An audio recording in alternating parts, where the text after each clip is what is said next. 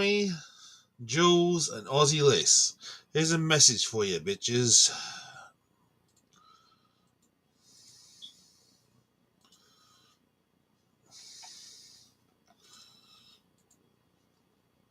Consider this a warning. There will be no battle. I speak on behalf of all of humanity. Because if you don't call this off, then I'll have to stop you. I am what stands between you and them. You get one warning. That was it. Leave this planet or I'll stop you. I will stop all of you! Are you threatening me? I'm trying to help you, Matron. This is your one chance.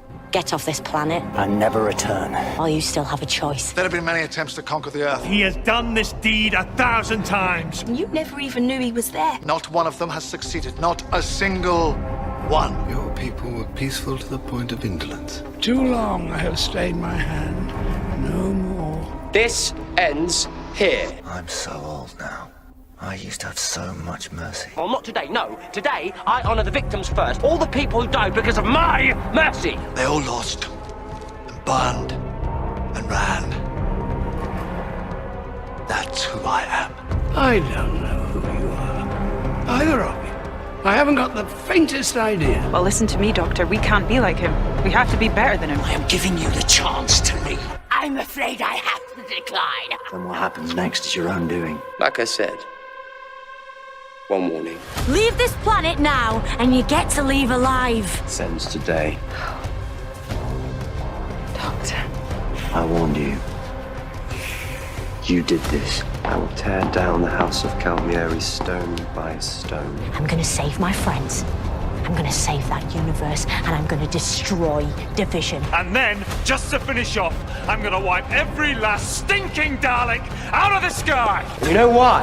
I gave you your chance, but you were too stupid to take it. Whatever happens tonight, remember, you brought it on yourself. You didn't know Isabella's name. You didn't know Isabella's name.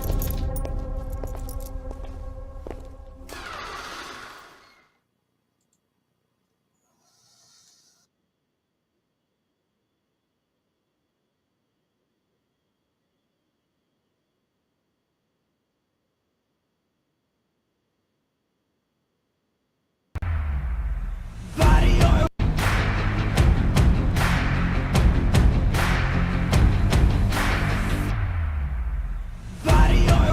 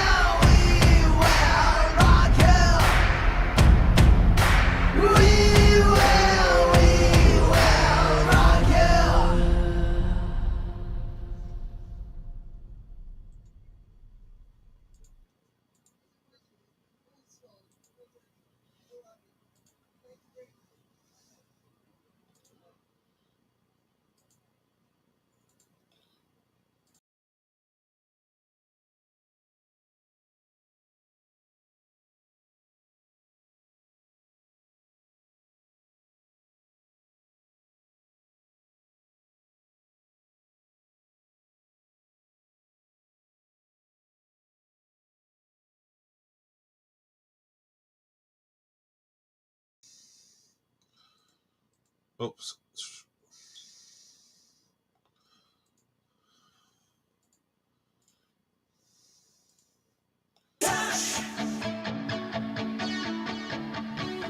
You got the touch. You got the power.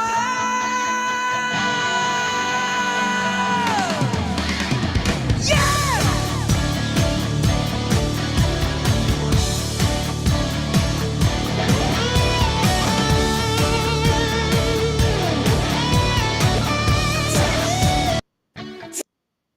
Oh, fine.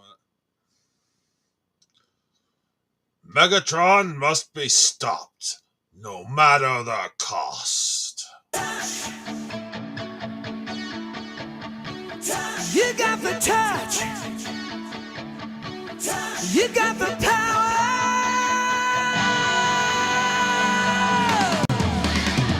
Yeah!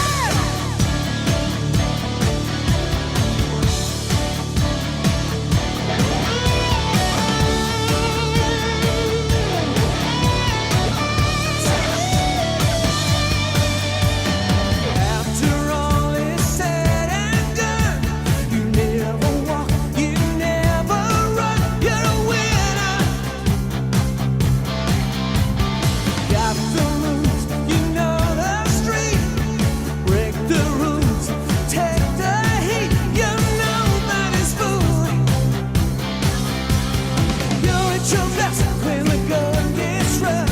You've been put to the test, but it's never enough. You got the touch. You got the power. When all hell's breaking loose, you'll be right in the eye of the storm. You got the heart. You got the motion. You know that when things get too tough, you got the touch.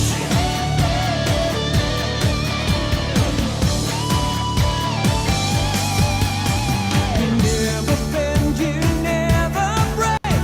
You seem to know just what it takes. You're a fighter. It's in the blood, it's in the will, it's in the mighty hands of steel. When you're standing your ground, and you never give in when your back's to the wall. Gonna fight to the end, and you're taking it all. You got the touch. You got the power. When all hell's breaking loose, you'll be right in the eye of the storm. You got the heart. You got the motion. You know that when things get too tough, you got the touch.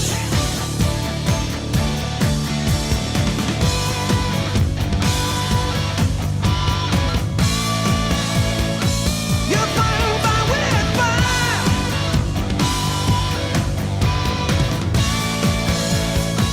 You know you got the touch.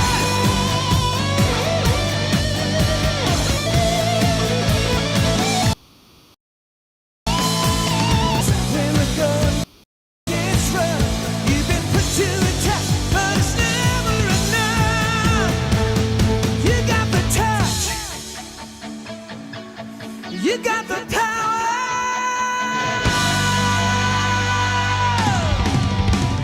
Yeah!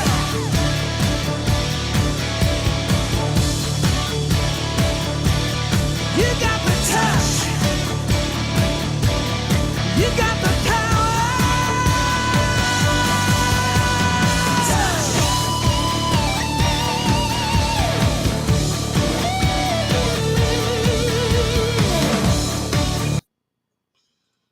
Okay.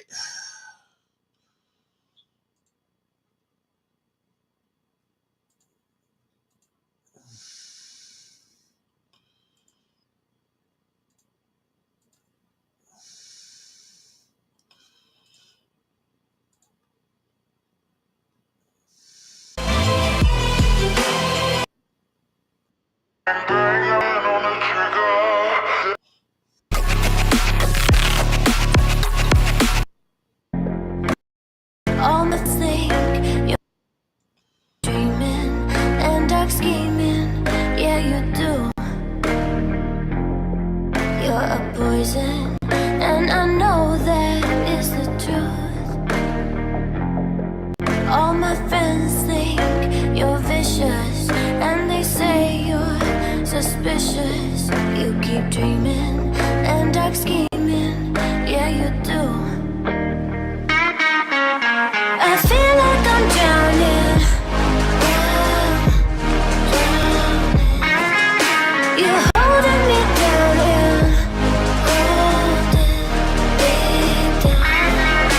you're killing me so.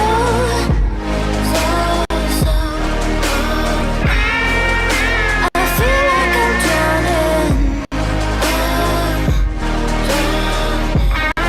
You're so plastic and it's tragic, just for you, just for you. I don't know what the hell you gonna do when your looks start depleting and your friends all start leaving. You're so plastic and it's tragic, just for you. Ooh, I feel like I'm drowning. I'm drowning. You're holding me down,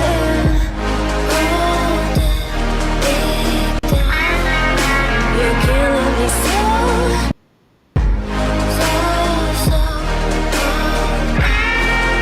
I feel like I'm drowning.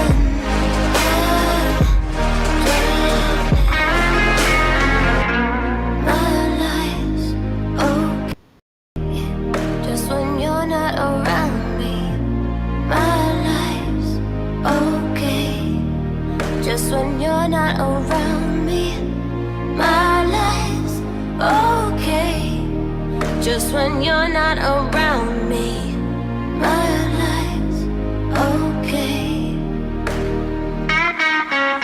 I feel like I'm drowning. You're holding me down, you're killing me so.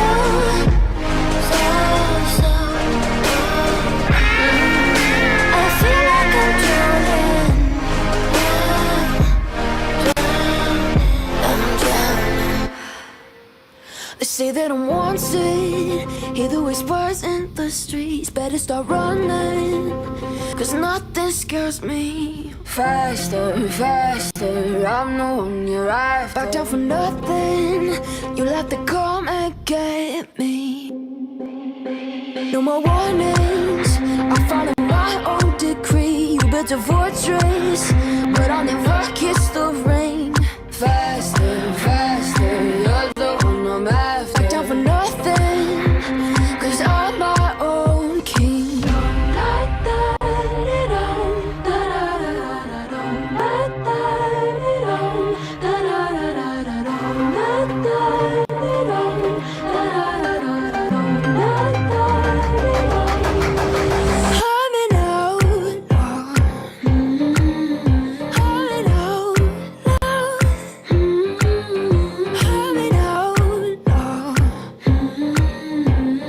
Catch me if you can.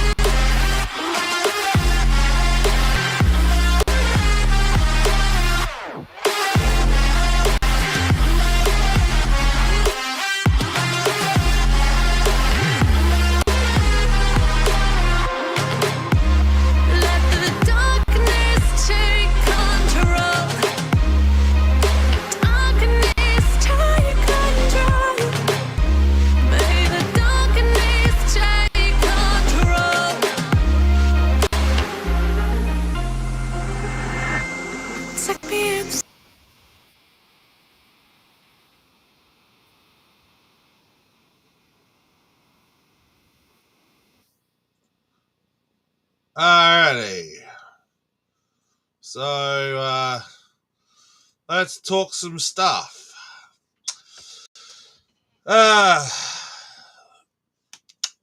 Yeah, I'm going to be sharing a guy's channel. Sorry I didn't share that, tell you whose music those guys were, but hopefully,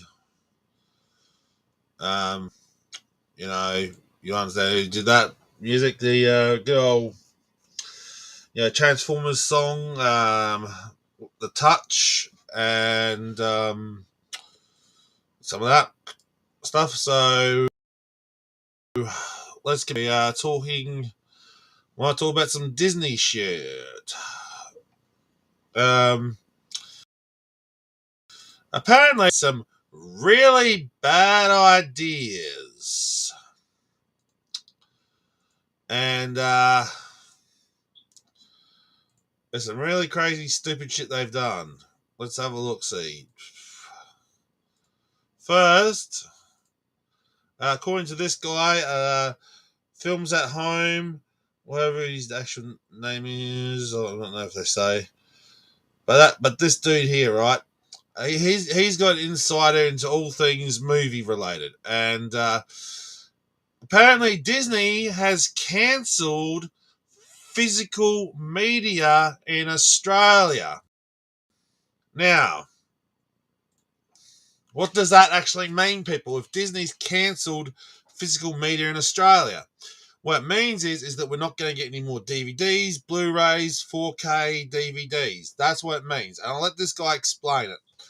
So, without further ado, let's let this guy explain what actually is happening with Disney physical releases of movies and TV shows and all that sort of stuff from Australia. What's actually going to happen and what is happening. I'll let this dude explain it. This dude is from Films at Home. So go shout out to his channel, go click and subscribe to the channel, go like his video, like and subscribe, and check out his channel for more news, views, and rants. Everyone, Jeff here from Films at Home, and unfortunately Jeff. today... Okay, let's listen to Jeff. Hey everyone, Jeff here from Films at Home, and Jeff. Unfortunately today I've got some pretty rough news when it comes to physical media, Disney, and all of my friends over in Australia. So here we go. Pretty much pointless. He's going to cover what's going to happen with the physical media in Australia.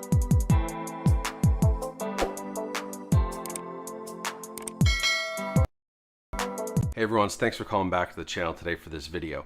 A lot of you guys have been sending me the articles, the Facebook posts, the Twitter posts, the different news that's going around on the internet right now about Disney pulling out of the Australian market when it comes to physical media.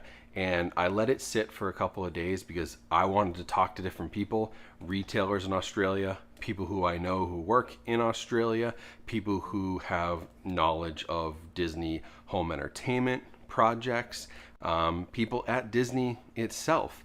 And while I still don't have any confirmation 100% from Disney on what's happening, with all the retailers confirming, with all of these other sources that I have confirming, you can pretty much say at this point, for the foreseeable future, there are not going to be any new physical media releases in Australia from Disney or any of its subsidies. So that means that Guardians of the Galaxy 3 will be the last physical media disc released in the Australian market for the foreseeable future.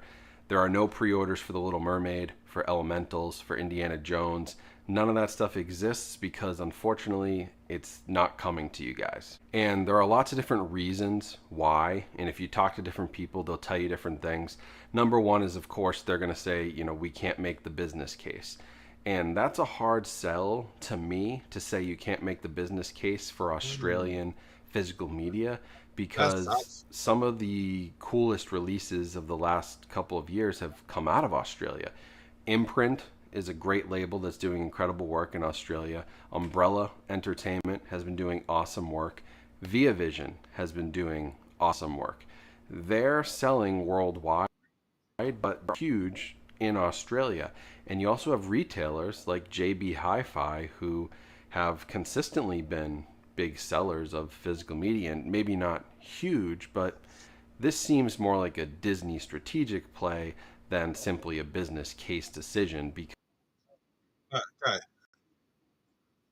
So basically, he's saying that basically all the lovely DVDs and, like I said, every CD and things with Disney on it, gone, people, gone. Pretty much the only place you'll be able to get it for Australia is through America stores, like Amazon and all that sort of stuff, and eBay. And of course, stuff which is going to be like scratch to hell DVDs of Disney stuff, from pawn shops and things like cash converters and stuff like that. Most physical Disney media is going to go out the window. So get your Disney stuff while you can, because apparently they're not doing Disney no more over here in Australia. But here's the kicker. Disney as I call it, these crazy they get under my skin just as much as some of the other people did today. Here we go. So basically, you say you want to drop all Disney. You say you want to drop all physical, and yet now Disney is wanting to pretty much drop a Disneyland in Australia. I'm sorry, this is a really bad idea.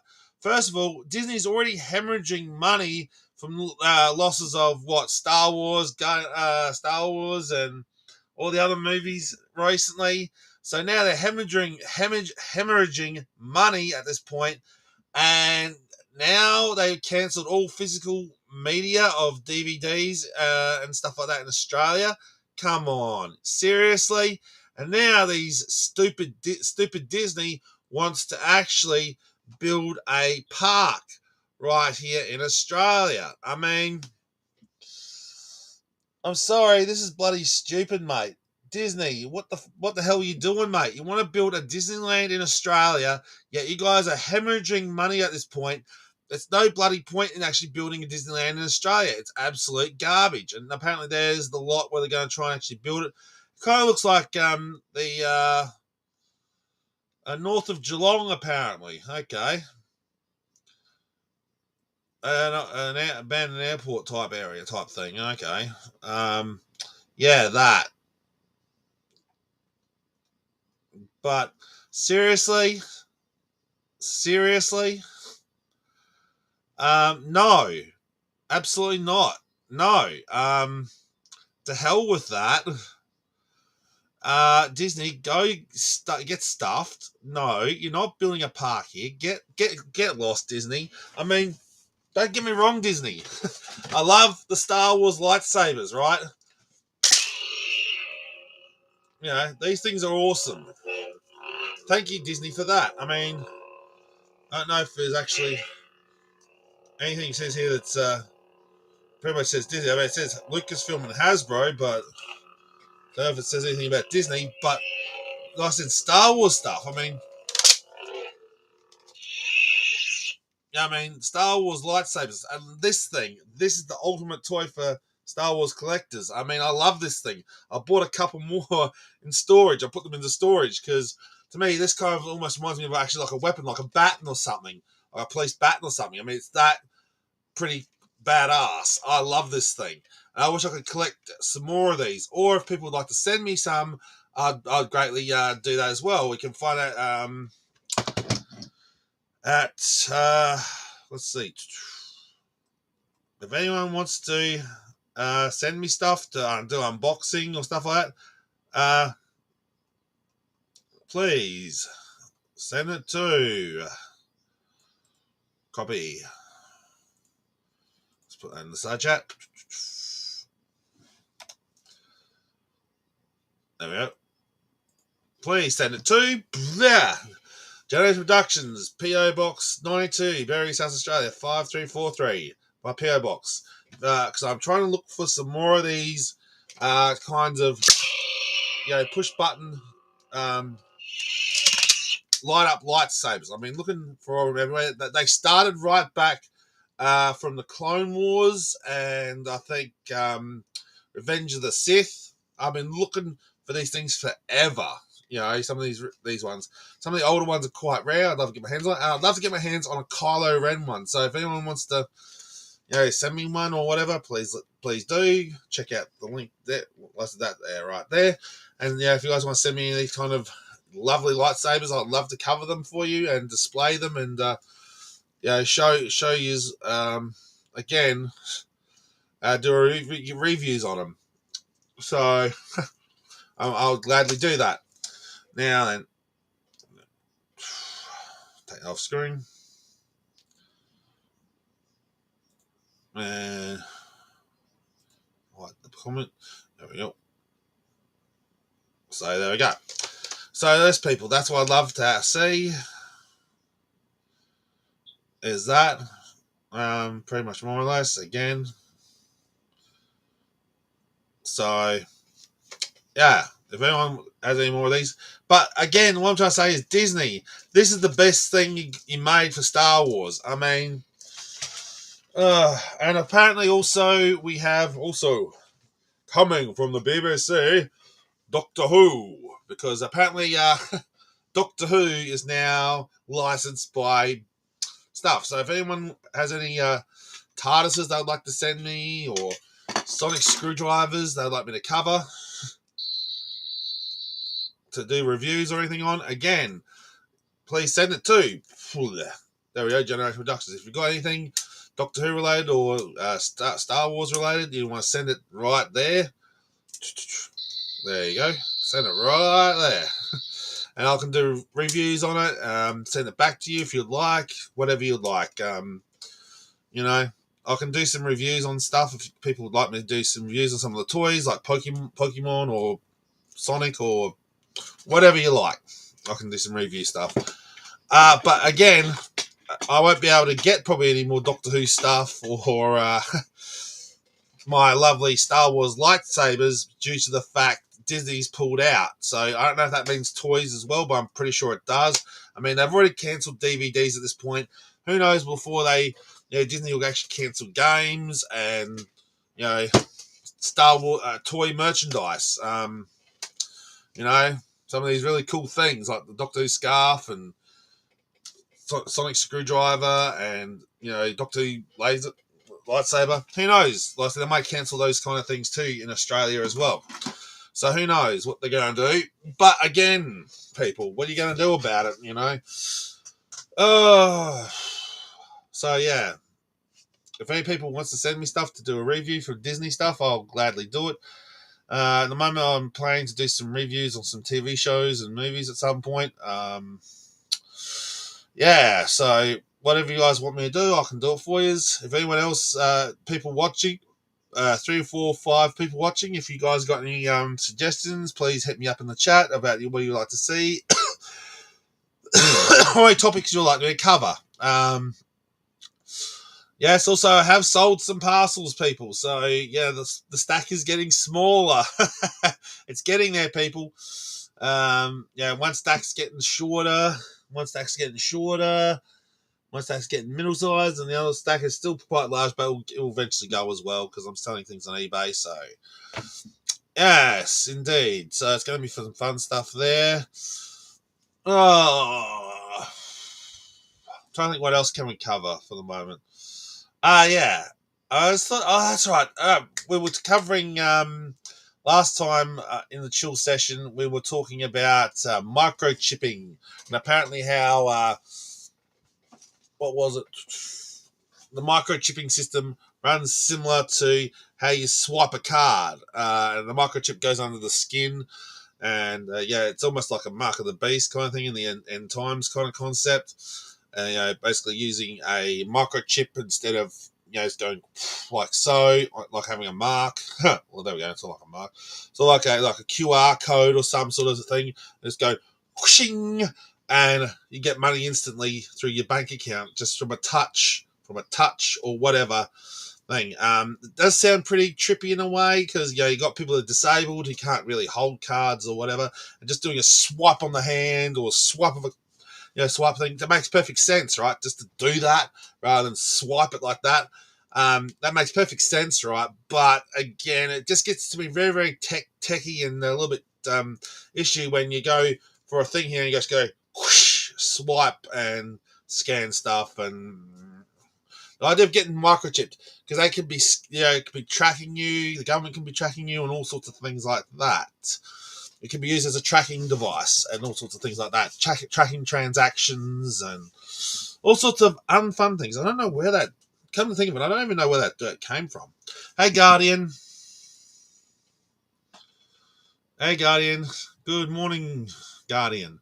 So now I'm just doing some chats about some of the previous stuff that I had in a previous stream, and we're talking about microchipping and stuff before. And also I talked about Disney as well. We talked about Disney and how they are trying to build a Disney park here in Australia, which I think is a totally bad idea. The idea of building a Disney park here in Australia, and how they're going to cancel physical media here in Australia. It's absolutely ridiculous. So we're not going to get any more DVDs and things, except for maybe links to Disney Channel and stuff like that. But then with Disney Plus and stuff. But again, Disney Plus is also slowly dying off as well. People don't like Disney anymore because of all the stuff that's happened with Disney. Disney, I'm afraid, is a dying company, thanks to pretty much. Disney is a dying. I'm just going to say it straight.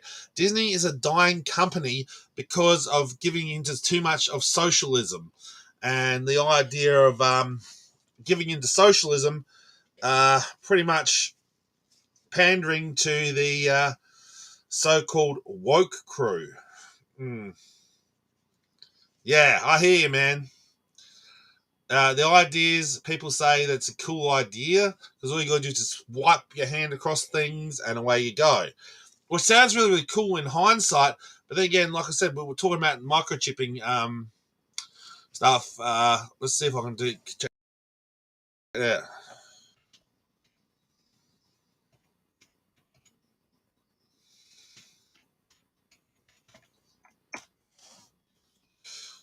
I think I covered that one. Here we go. This is from ITV. And I'll pull up this little video for you about this. So here we go. Check this out. The city of Lund in southern Sweden dates back to medieval times.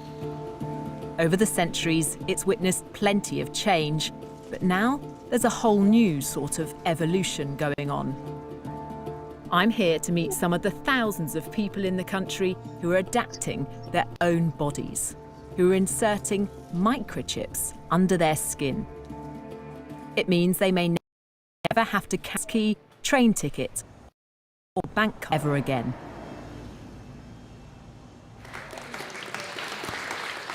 This is a microchipping party. Hannah's getting an electronic chip implanted into her hand. She believes one day we'll all be chipped like her. So congratulations, Hannah. Thank you. You've been chipped? Yes, I have. How does it feel? It feels good. I'm excited to see what I'll be able to do now. Can I touch it? Yeah, you can feel it there. I feel like this is the future. It's the next big thing that's gonna happen. Happy cyborg birthday. Happy cyborg birthday to you. Congratulations. But is this... yeah. As you said, Guardian, here we go. So, yeah.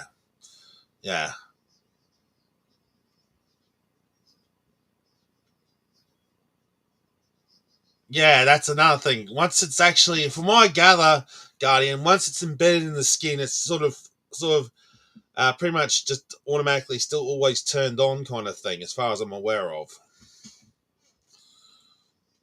Which, yeah, it's very, very weird when you get down to this stuff. Really, when you get down to the nitty gritty, Guardian, it's really sus stuff. Sci-fi, fantasy, or practicality? I want to know why anyone would want to do this. Exactly. I agree. Why would anyone? For this teenager, microchips, it seems, are in her DNA. Felicia is my daughter, and I'm the father. So you're a microchip family? We will become one now today. Magnus and his daughter Felicia have come here together tonight because they believe this is the future. You're going to have an upgraded dad. Yeah. As they say, it was good being a human, but being a cyborg is better. Didn't feel a thing. It's a quick, simple procedure with potentially huge significance. Oh, yeah. So you say? So you're officially part machine. How does it feel? This is awesome. How cool is that? Good job. Do you think in a few years' time, in a decade perhaps, we'll all have things like this? Yes, of course. I really do think. For around £130, anyone can get a tiny microchip like this inserted just beneath the skin in their hands. I can't help feeling a bit squeamish about it, but maybe I'm just behind the times.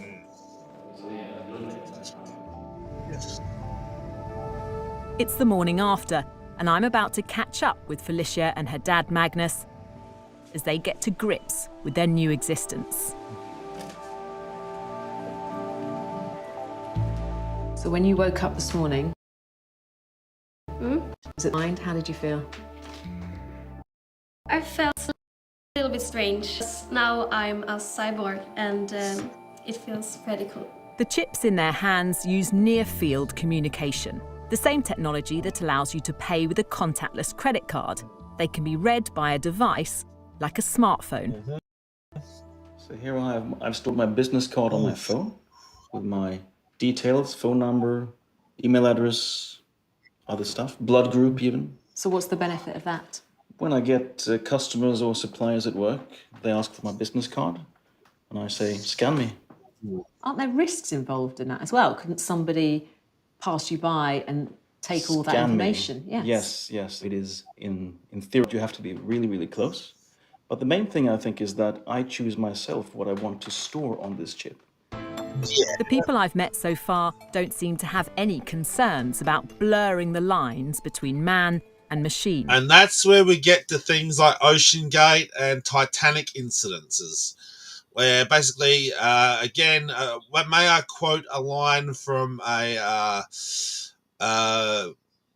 Ian Malcolm from Jurassic Park.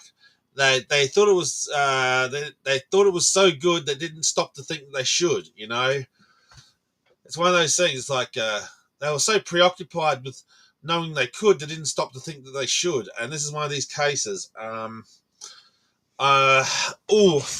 just saying, it's just, well, yeah. When it comes to adapting technologies and all that sort of stuff, I'm down for that. But when you make such an upgrade from, say, again, I don't know what I did with that thing. Ah, there. Oh no, where did I put it? Where did I put that card? I had a card here. I don't know what I did with it. Ah, here it is. So for when you're moving on from like a bank card and just doing a swipe, moving away from like a bank card or a gift card kind of thing, moving away from that to just a scan of the wrist. Again, like the dude said, it's not a perfected science. It's like you just do a swipe and away we go. So since I know you're into this kind of thing, Cosmic Kitty, if you're still watching, why don't you come on up and let's have a talk about this this idea of technologies. There's the link. We're talking about these technologies. So if you want to come up and have a watch and have a link and come up and talk about this stuff, Cosmic Kitty, please do. We're talking about this microchipping and swiping things. Like just basically place your arm up, put your hand by it, and just go swipe, and away you go. From using bank cards, and as this dude was saying, for stuff like that, or like you said before, not even a card, right? Just using a smartphone, just going fling, and away you go. Just type in a prefix code, scan it, boof, away you go. It's scary stuff.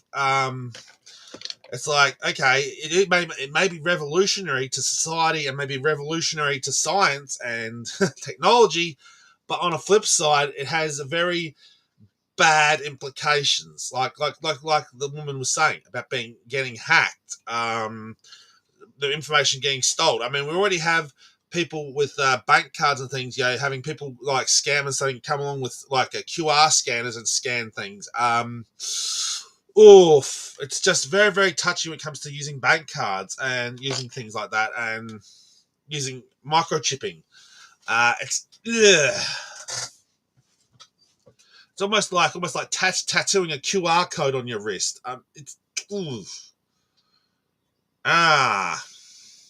It's ridiculous, right? If you want, like I say again, Kitty, if you want to come up and let's talk about this stuff, you're welcome to. I'm still going to be playing this video for a bit, so we can talk about this whole business with human microchipping. And it's taking over Sweden at the moment. Has made it his mission to convince more of us to get microchipped. He's what's known as a biohacker, someone who wants to improve their body with technology.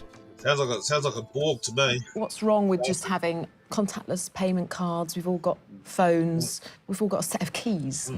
What's the point? The point is to reduce the hassle of exactly these things. Isn't that just the ultimate laziness? No, it's convenience. And convenience is a pretty powerful force. I mean, in the morning, every morning, when you stand there, going out your front door, you check your purse or your pockets. Okay, do I have my... Now they say this dude here's a biohacker. That sends alarm bells ringing already. His class is a biohacker. My charger, my keys, my phone, my... That's very scary in itself. What if you could reduce that by half? It would declutter your life. Hannes has helped develop several microchips. He wants us all to hack our biology. Microchipping is, he says, just the start. Oh boy. I want us humans to open up and improve our sensory universe, our cognitive functions, and improve all different dimensions of being human. And there is so much we can do. You want to make us bionic? Indeed. I want to merge... But then again, dude, there comes to a point where biological and technological distinctiveness will be added to the technology. When you've got biological and technological advancement that will actually tie into and make it its own, it sort of takes away individuality, it takes away so much stuff when it comes to that, you know? Humans with technology, and I think it will be awesome. No, it's not. No, it's absolutely I want to understand why it's people in Sweden who are enthusiastically embracing this idea, when many others might be sceptical. This is a nation of early adopters. Sweden's set to become the world's first cashless society, and the economy here is driven by digital innovation. This national rail company has taken microchipping on board, with 2,500 passengers signing up to use their chip instead of a paper ticket. Oh boy. I've come to the capital, Stockholm, the epicenter of this tech revolution. At this shared office, hundreds of the workers have been microchipped, so no need for a security pass to get in. Per has had his chip for 3 years. So I take my chip and open the door. It means he can buy a drink without cash or a card. But for him, it's about much more than practicality. Do you enjoy being one of the first, being a pioneer of this technology? Absolutely. A whole bunch of questions come up. Like, you know, is this ethical? Do we want to have that? Or will we be sort of a nation of cyborgs in the future? Also, hold up. One thing I would like to point out. No, it's not a cashless society. Let's think about this for 1 second. No, it's not a cashless society. The microchip embedded in this. Oh, there we go. I'll just use this dirt for a bit of example. Even if the microchip is embedded into the skin, right? The point being is it's not practical. In some ways, it's not really practical as well. Again, you're not taking away money. It's not like you're using a QR code or like a scanning barcode. It's go swing, and it's just giving you access to stuff. No. There is actually a form of payment going down. What they're trying to say is all the bank details, all the bank transaction stuff is going from basically your wrist, hand, or wherever the microchip is placed. And so once you go swing or some sort of scanner type thing, go swing, what happens is that basically it will register that a transaction from your bank will register a transaction has been taken place, and then from there, once the transaction has taken place, it will register the digital numbers, somewhat similar to like these little numbers here. Like it'll register these little numbers, almost like a bank code number detail, and that will register in the computer at the bank. It'll register those codes and register in the computer at the bank, pretty much more or less saying the transaction has taken place. So again, money, or a currency if you prefer, not actual money, but a form of currency is being transactioned. There is a transaction going on. It's not simply just I just go wave a wrist with my magic microchip, wave it and everything's for free. That's not the case. Think of smartphone. Yeah, think of smartphone appliances. Your electric company can turn the power on and off. Turn your power off and never leave the office. It'll never be the same with microchips. Yeah, it'll be the same with microchips. Yeah, exactly. It's like they'll still have issues. It's a crazy theory to say that it's going to be perfect, and it's a form of upgrading human society. It's not really an upgrade; it's a downgrade. What will happen. So a lot of sort of really interesting discussions come out from, talking about the chip. It triggers an ethical debate. Yes. For critics, the biggest future concern is over data protection. As the amount and type of information we store on microchips becomes more advanced, so do the security risks. Ben Liberton, a British scientist working in Sweden, wants to know who will have access to the data stored inside and what they could do with it. So I have the information in my chip now. That's basically just me. If I don't use it for anything, then no one can really get any data on me.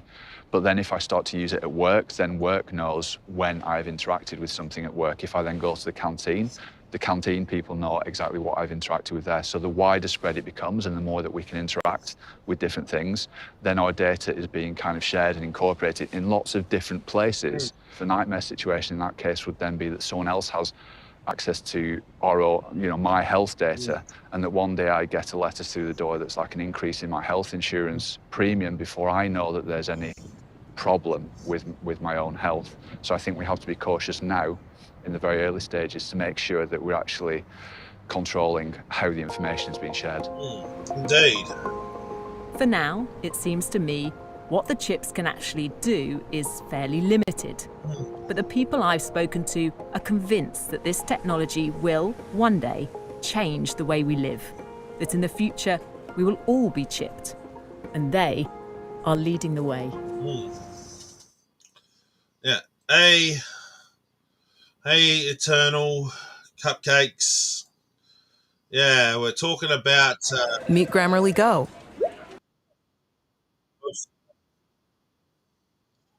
We're talking about microchipping people. A kind of a scary kind of concept, people. Some people say it's revolutionary, and others say it's the most scariest thing on the planet. I tend to agree with that position. It's not really that cool. And let's see what else. So we covered Disney, we covered microchipping. I was talking about, yeah.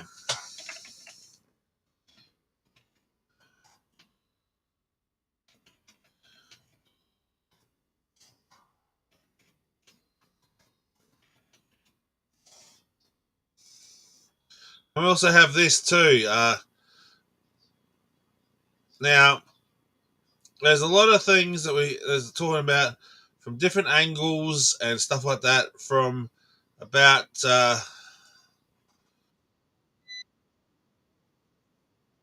this lady who pretty much Yeah, I agree with those microchippings. Yes, I 100% agree with the microchipping things. You know, the idea of using QR codes or microchipping to swish with the side of a hand. Yeah, it's very pretty much like that. It's like you can't buy, sell, or trade without this microchip, which is again what it says in Revelation, according to what the Bible calls the mark of the beast. You can't buy, sell, or trade without the mark on your hand. So pretty much. Yeah, I heard about that. You know, it's really weird, really crazy, demanding crap, you know. But also, speaking of which, about crazies and crazy things, here's also a thing about this woman. There's also what came up in a topic recently about this woman getting crazy. Now, it's really weird. This woman freaks out on a plane and says that there's a guy that she's sitting next to wasn't real. Now, I don't know what they actually meant by that or what she meant by that, but from what I'm taking with it, what she means is like, I think what she did was a slip of words. Like, I do slip of words all the time. You all people know this. I slip words all the time. Like, mention someone's name and it's not that person's name, but somebody else's name or something like that. Like, say, some of the other people we mentioned today, say Aussie Liz for Jules or whatever, something like that. Again, saying the wrong person's name, getting the names wrong. This person here, when this person says something, I believe she does the exact same thing. When she says this person is not for real, meaning I can't believe this person is treating this in this particular manner. Again, when we zoom back and forth, there's this old guy. Which, here's the funny thing: there's two cases where there's this old guy that's hanging around. And I'm not sure if that's who these people are talking about. This old, creepy old dude that seems to be hanging around on the planes. In both instances, where people freaked out. There's a boxer dude who freaked out, and this chick freaked out.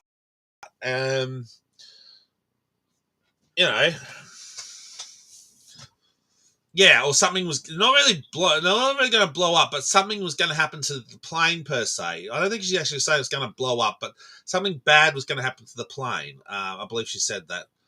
Yeah, that's possible. That's very possible. It was just all for show or whatever. But it does seem rather interesting, on a side note. And also, I noticed that in both cases there was an old guy there. So this is what I find very interesting. Hopefully, I can point it out to you if we see it in this footage. So we have this black plane. Not going to. Nope. No. So what's going on? No. Stop it.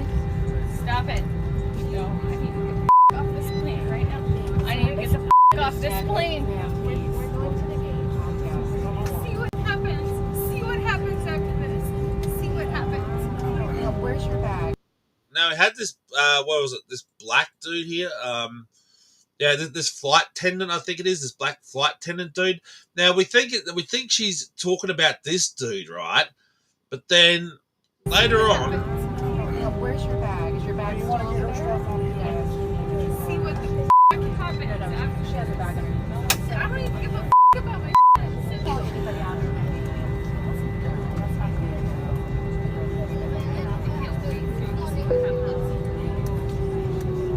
License verified, disarm door, stand by for all call.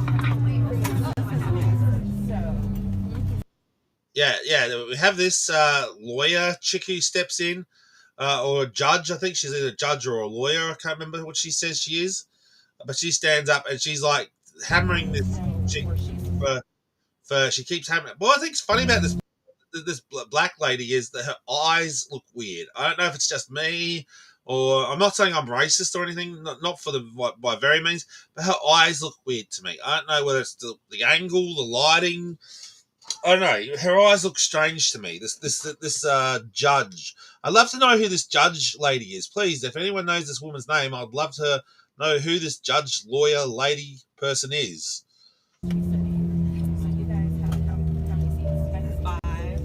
I'm a licensed attorney, so this. Oh, there we go. She says she's a lawyer. So there we go. Just be careful. I'm a licensed attorney. Okay, not a judge. Basically a lawyer. Okay. What are you gonna do? What are you gonna do about it? I'm telling you, I'm getting. But what are you gonna do? What are you gonna do about it? Dang it! I need to see the better footage. There was a better footage one than this, because when they Telling you, I'm getting the off, and there's a reason why I'm getting the off, and everyone can either believe it or they cannot believe it. I don't give two but I am telling you right now, that back there is not real. And you can. Now we zoom back here, and like I said, you have that black dude I think standing there, but there's this dude in white. There's this old dude in white with a white cap, white baseball cap, and a white jacket. That's what I'm saying. I wonder if she's referring to this dude here, or like this black dude, whatever it is, this dude here, or she's referring to this dude here, because these are the two dudes standing up right now. You have that black flight attendant dude, and then you also have the this other old white dude standing there. So when she's saying the dude's not for real, I don't know whether she's referring to the black dude or she's actually referring to that white dude that she was sitting next to. That's what's got caught my interest. Now, again, he shows up again where? There, right there. Where is he? I saw him here for a second. There, this dude right here. The guy, the white shirt, white jacket, and also this white baseball cap. Old dude with glasses. Now, is it this dude here? Because he's standing up. I mean, we have this licensed attorney chick standing here, but yeah, this dude here, is this the dude she's talking about being not for real? That's what I'm wondering, because he's the only other person who's really standing up other than the flight attendant, the other black flight attendant dude, and of course this lawyer chick. Yeah. And the funny thing about this old dude is he also shows up again wearing a Donald Trump hat during the freak out of the boxer dude. So is there something going on with that old dude? You know, I'm wondering if there's something with that old guy. Yeah. Yeah. Maybe it is. But I just find it funny about that dude, right? Yeah. Yeah. There are some people that look a bit strange, so yeah, it could just be the way people are just look. Some people look really, really strange, so yeah, yeah,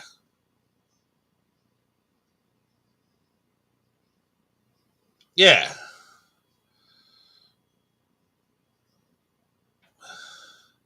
That's what I'm saying. That's what I'm saying. I reckon she may have used the words wrongly and incorrectly. That's my personal opinion. When she said the guy isn't real, that's what I mean. She means he isn't for real, meaning, getting kicked off the plane. Is this for real? In the shock, horror of the moment of getting booed off the plane. Is this for real? What this dude did to me? Are you guys for real? That kind of thing. That's what I'm wondering. Again, I don't know. I have to look into it a bit more, I reckon. Yeah, that's very true. Like, people always associate like ghosts or aliens to that stuff. Mind you, though, there has been cases where people have said they have seen ghosts and aliens or whatever on planes. Like reptilians are transforming faces and things. Probably like this lady here. I don't know, but again, it does pose the big question about those things, what is going through a person's mind. I think what she meant was, is that person, like I said before, as we said, this right here, is that person for real? Pretty much that's where we're getting at. I I really don't think she meant that person is not real, like he's a hologram or an alien or whatever. I'm not sure. I really don't think that's the case. I think she was trying to say, is that dude's not for real, like in the sense of not real. Yeah. Yes and no. It really depends on. It really depends. It really does depend. Like, you can't really put supernatural phenomena into a conservative circle. That's the problem with supernatural phenomena. Like we had Jesus turning water into wine. Again, when we talk about adding things to water, like they had powders and things to make water look like a certain color back in the day with Jesus and stuff. Where it is, Oh, there is a science to supernatural events. I have no idea. When it comes to paranormal activity, like I said, Jesus turning water into wine or whatever, it comes to miracles and things like that. Again, I'm not really sure if there is actually a scientific reasoning for it. It just happens. A lot of people could argue it's a form of advanced technology. Using some sort of advanced super technology to allow things to happen. You could say that, or stuff like that. Of course, though, in a way, with the whole ghost business, right? Like I said before, as I was saying to another person about afterlife stuff, using a page of a book as an example. Like, just because we can see one page of something, and then we see a page on another, but it's on the same, one sheet of paper. Like we got one thing that talks about one thing on one side and one thing that's on the other side, but it's only one thin sheet of paper. You could say that it's almost like the way of interdimensional things as well. Just because we see one thing on one side of a threshold, if you want to say, just because we see one side of a threshold doesn't necessarily mean we don't see what's on the other side of another threshold. Well, I wouldn't go down that rabbit hole, Eternal. Pretty much, I wouldn't say all scientists are con artists or science or physics dudes are that, but yeah. Well, I sort of disagree with that. I disagree with that when it comes to demons and when it comes to demons and God and angels and things. I disagree with that sort of mentality that supernatural things don't exist, because they do to some extent exist, but to what extent people still don't know. Okay. That's what some people reckon as well. Okay, but back to this thing about any scientific proof of. Well, just wait a second.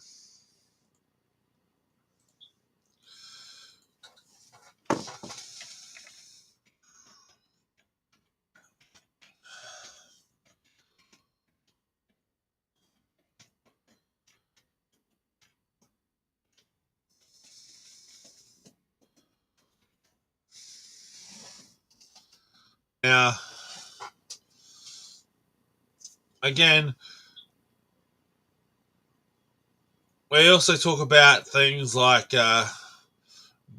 ghost boxes and stuff like that, but I'm looking for something more in particular.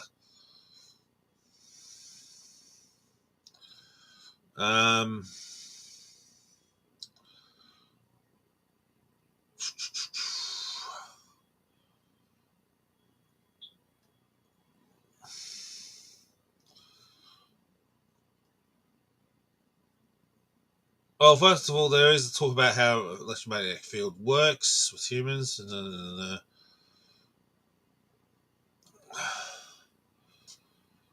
So,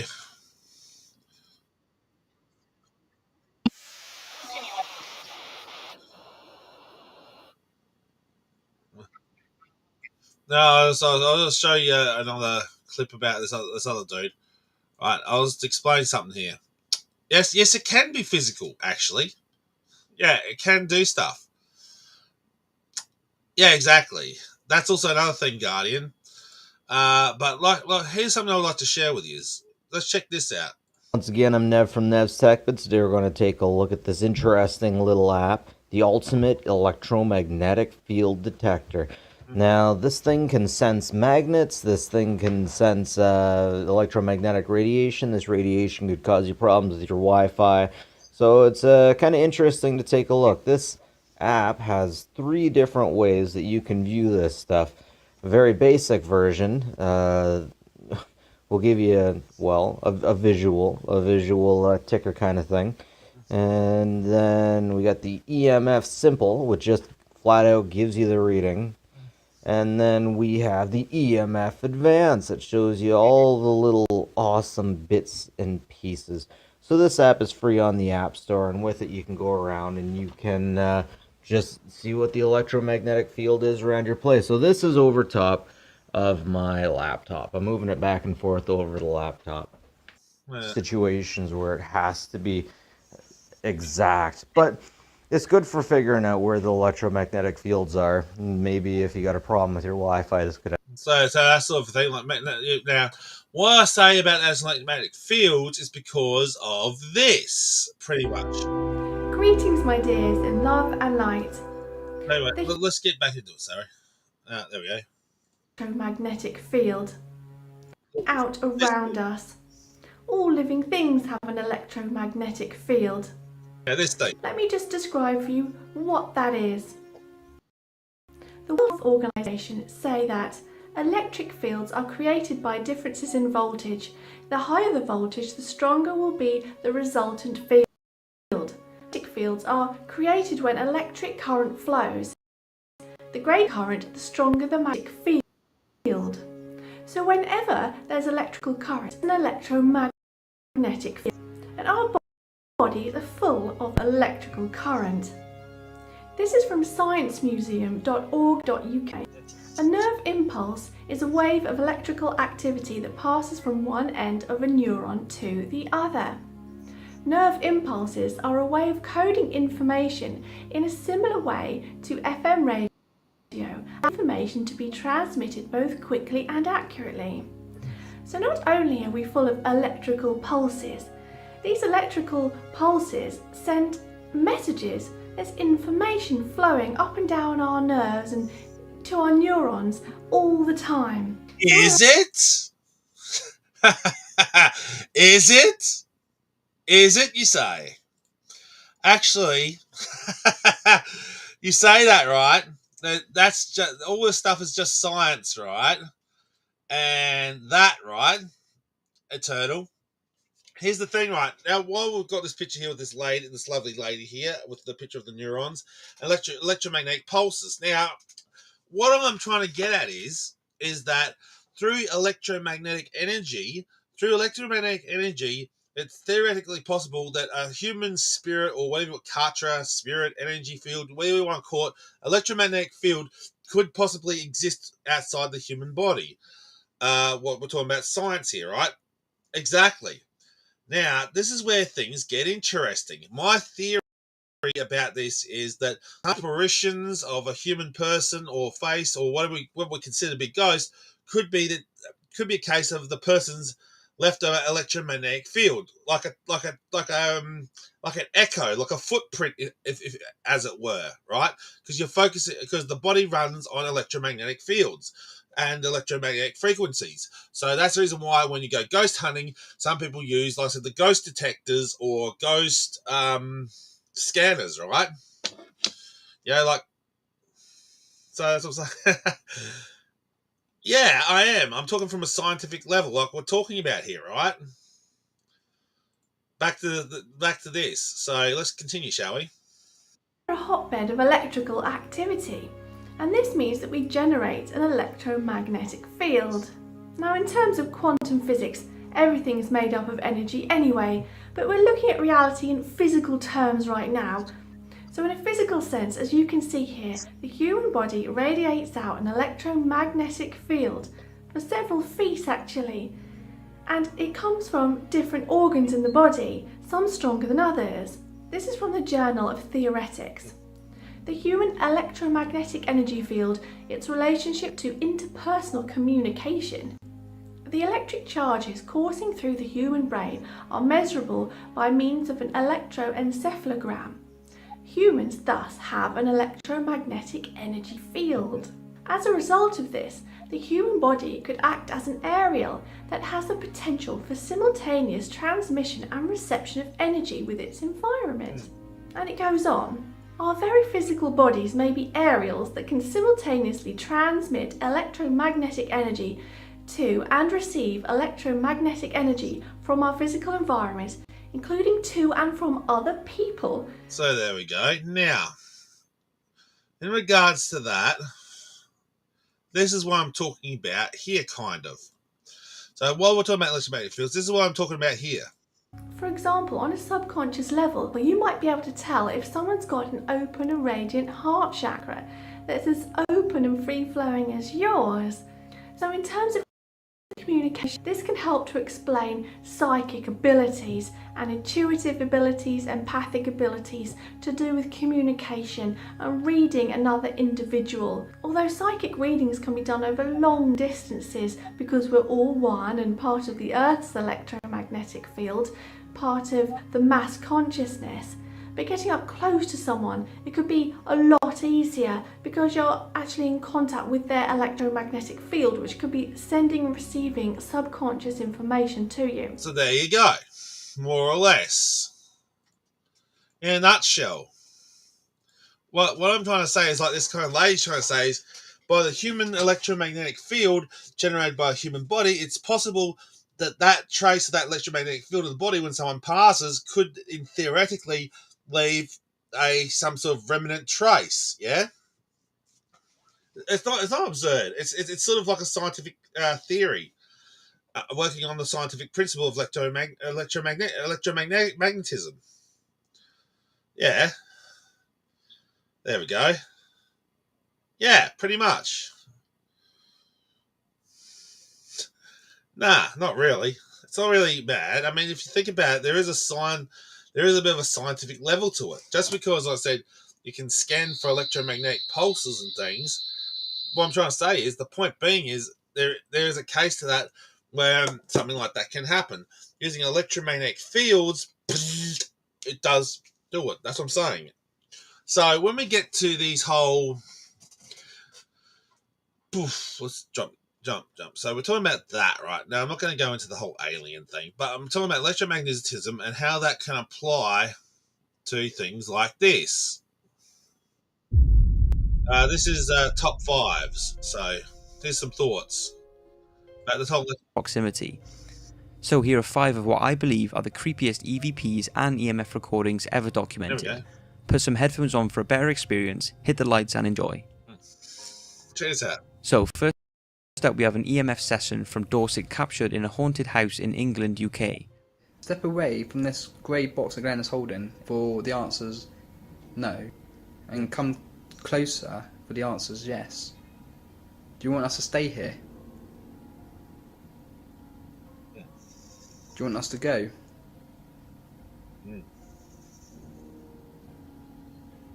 Do you like us?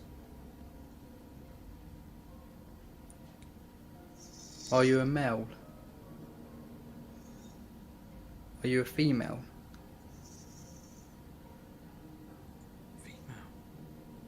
So, that's the concept about that, losing electromagnetic fields to communicate. Again, we've already discussed the scientific possibility and plausibility that the human body can generate its own electromagnetic field. Hence, when you rub some things, you create an electromagnetic charge. So that's the reason why when you touch things, you go, boom, ooh, you get zapped, right? Same sort of principle. It's not really madness. It's just a theory, right? The common theory I'm thinking as far as these ghost things go is by touching with tactile electromagnetism from a human body. Again, if a body person passes on, they may leave a remnant of a bit of their personality, remnant of their spirit, whatever you want to call it. There might be a remnant of that left due to an electromagnetic field from whatever person or being that's passed from another realm into another one. You know, it's all theoretical, mind you, but there does seem some sort of evidence behind that. You know, like this sort of theory. Like again, we're talking about this stuff. Now again, you can say maybe this guy's pushing a button underneath this reader. So again, we want to get into something a little bit more interesting. So let's try this, shall we? Throughout the 1950s and 60s, driven by chemical manufacturers and fossil fuel producers. Yeah. Skip ad. This is tying in with some of the experiences that, I didn't have answers for. I'd kind of just wonder and, did I hear that? But, just hearing that, it's just reaffirmed what. It's really interesting. And Grant and I, we were able to pick some things up that we'd like you to hear. This is fascinating. What is that? Princess, are you in here?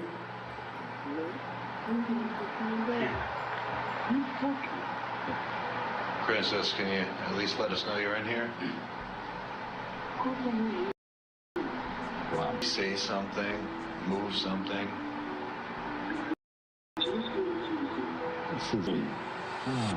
In the beginning, you can hear what sounds like, hello, is there somebody there? Right. Princess, are you in here?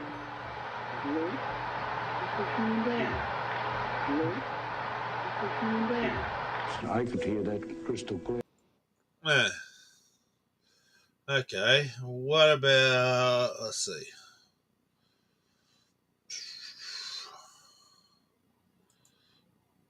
Number 2, I want to head to the number 1, actually. If you hit number 2 spot, let's have a look at the number 1.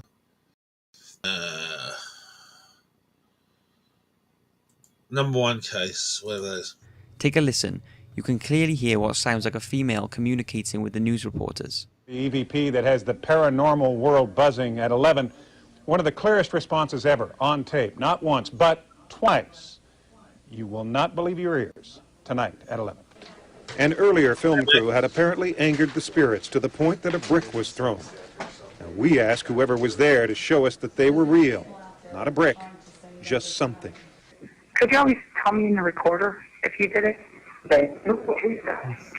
Could you always tell me in the recorder if you did it? Could you always tell me in the recorder if you did it? Later in the conversation, they spoke again, referring to the brick. So if you know of anybody that did it, can you let us know, or can you move just a little piece of plaster? Didn't hurt anything.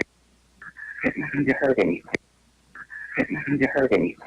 Now, again, you could say that's all staged, perhaps, but why would a new crew people fake that? I just want to... Yeah, I suppose you could say that, Guardian, but to me, there's a lot more than heaven and earth. There is something to a supernatural convention. Hey, Beck, I'm just talking about... ghosts and spirits and stuff. And basically what I'm believing is some of the, if we're talking about like ghosts and real people, mind you, we're talking about electromagnetic fields in the human body and how that could possibly play into leaving a like electromagnetic field trace of a person,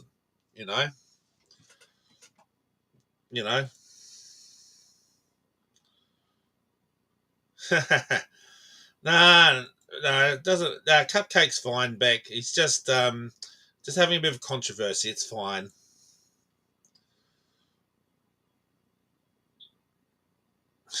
Well, that's the thing, though. But then again, you want to say that, Eternal Cupcake. But here's the thing, right? If it was all just for views, right, for a news podcast about something that happened, here's the thing, right? Again, when it comes to the viewers thing, it's not like back in that time period. It's not like the whole stuff was like it is today with a lot of viewers and subscribers and all sorts of stuff to a news channel, so it makes you wonder.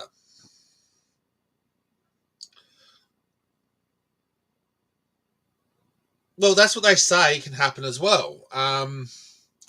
Yeah, that's what they say. But also, that's one theory they have. Again, that could be part of that electromagnetic field I'm talking about as well. Yeah. Yeah. Well, it's worth looking into, Eternal. I mean, even with your name, Eternal, like, do you believe in an afterlife or something? Because you call yourself Eternal, right? So, you know, do you ever thought about actual stuff, you know? What are your thoughts about it? You know, anyway, being a skeptic is good. Yeah, exactly. That's also saying back as well. Yeah, it's good to be skeptical of some things because there are some fakes out there, as you've already pointed out, Eternal. You know, there is those cases where things aren't as nice as what they seem. But again, there is these cases, like what Guardian's saying, like these EVP recordings. Like you already said, Guardian, about using a form of radio transmission device to do that stuff. Now, it doesn't actually pick up real people talking. Like I said, this sort of electromagnetic field, like leftover remnant, which could be considered like a ghost, you know. Again, it's all theory and speculation. And there is some sort of scientific, like I said, praxis behind it, but to actually sort of prove the thesis, it needs to be more dived into, which I'm not that well versed in that sort of stuff. You know what I mean? I mean, yes, I do believe in the afterlife. Yes, I do believe in ghosts and demons. Yes, I do believe in a heaven and hell. I believe in all that stuff. So, hey, welcome back, Sky. And again, I forgot to say, Beck, welcome back, Beck. If you're sitting around just watching and listening, good to hear you. And good to see you as well, Beck. Good to see you again, Sky as well. And Guardian as well. Good to see all you people in here. It's nice to see all you lovely people in here. I mean, there's only four people hanging. It could be 4,000. I don't mind whoever wants to come and hang out and have a chat.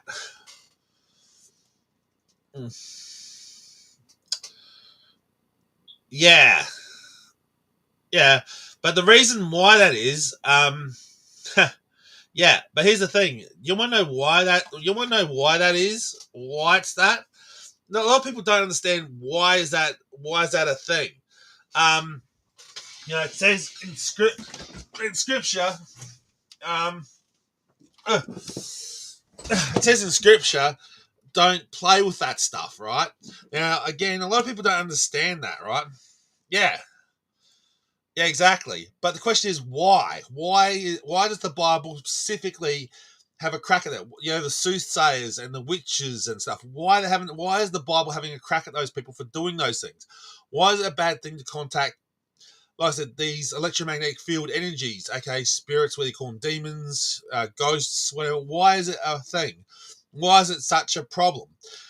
The reason for it being is it's opening up a gateway to a spiritual realm that the humans cannot control, right? God can control it, you know, angels can control it, demons and Satan can control it, but we can't. So that's the reason why the Bible forbids us to open up gateways, because we can't control what comes through the gateway. Enough said.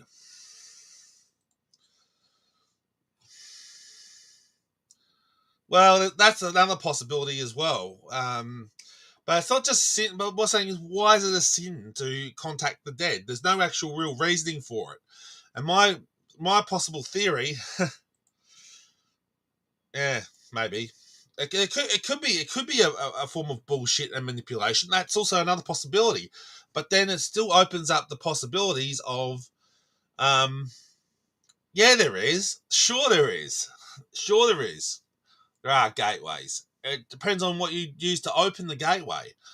You know, someone could use, say, for instance, a Ouija board to open up a gateway, or like those EMP pulses, or like you were saying before about a radio, opening up some form of gateway into a supernatural realm. There is a way to do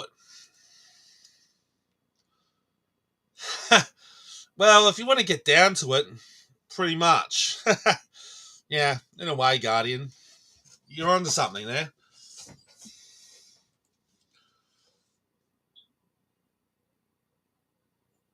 Yeah, I do believe that too, Sky. There is a way of opening up gateways to the spiritual realm and contacting things. Yes, I'm fully aware, Eternal. I'm fully aware it was just originally like a board game. I'm fully aware of that, right? The Ouija board was designed as I'm fully aware of that. I'm fully aware of that, Guardian. I'm fully aware of that. It was like a Scrabble game. Yes, I'm fully aware of that. Like a word or Scrabble game. Yeah, I'm fully aware of that. But here's the thing, right? What the reason, how, no, how the Ouija board turned from being a Scrabble board into a gateway is what people used it for, you know? Agreed. Yeah, the concept of, right, yeah, here's a funny thing, Sky. Get this, Hasbro, you know, the Hasbro, our lovely Hasbro, who makes Star Wars things and Beyblades and all sorts of fun stuff. Hasbro, who made the Mr. Potato Head, you know, all that stuff, right? Hasbro that made all those toys and things, they actually did do Ouija boards, and they're still selling them today. Funny that, eh? It's still classed as what you said, Eternal. It's still classed as a like a Scrabble board, basically, like a Scrabble board game, more or less. Well, like I said, question, Eternal Cupcakes. Okay. Well, okay, I'm guessing you have been scammed by some of that stuff, right? I'm not going to deny there are some scammers out there, dude. Like, even in the Christian community, right? Some of the fake healings and stuff. There is fake, you know, religious stuff that happens, paranormal stuff that happens. You know, it happens in every paranormal community. Sometimes you will have fake ghosts and fake stuff in the ghost community, or in the spiritual stuff. Yeah. Or in the spiritual stuff, you know, you will have fake stuff as well. You always will have fake stuff and real stuff. And it's very hard to distinguish between what is real and what is fake, especially when most of it's coming from witnesses who could easily stage a video or stage photos. It's very hard to actually get concrete evidence to support the existence of things. It's very, very hard.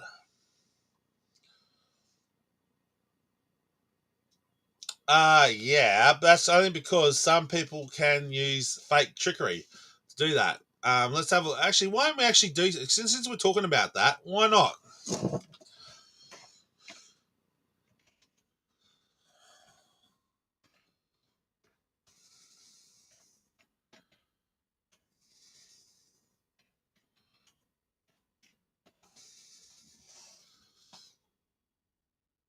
Okay, here we go.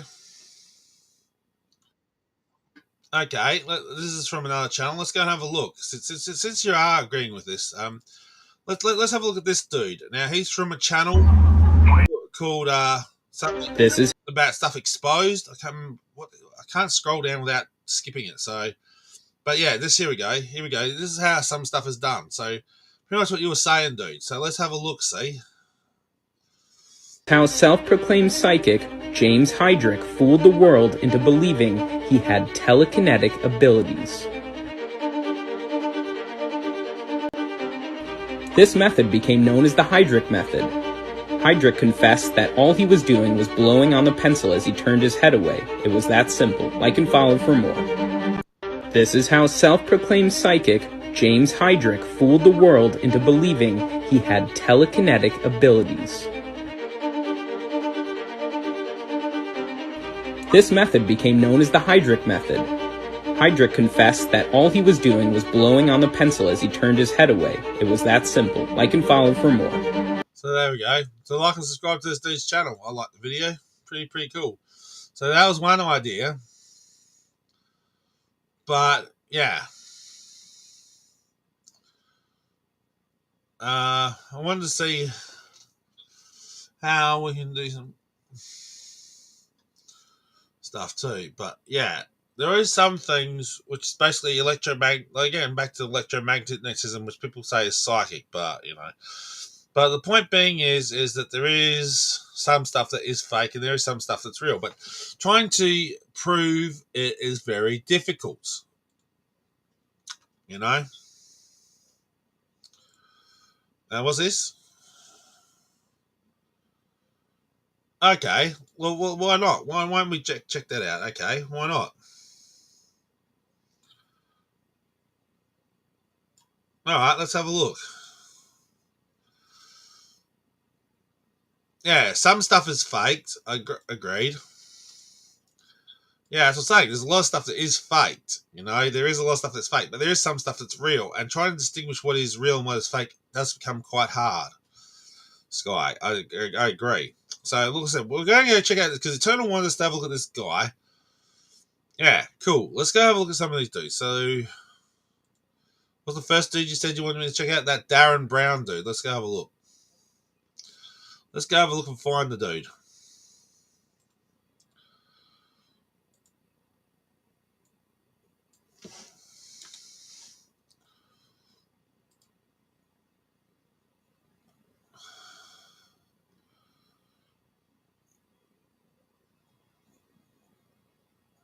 There we go. I think this is the one you're talking about right here.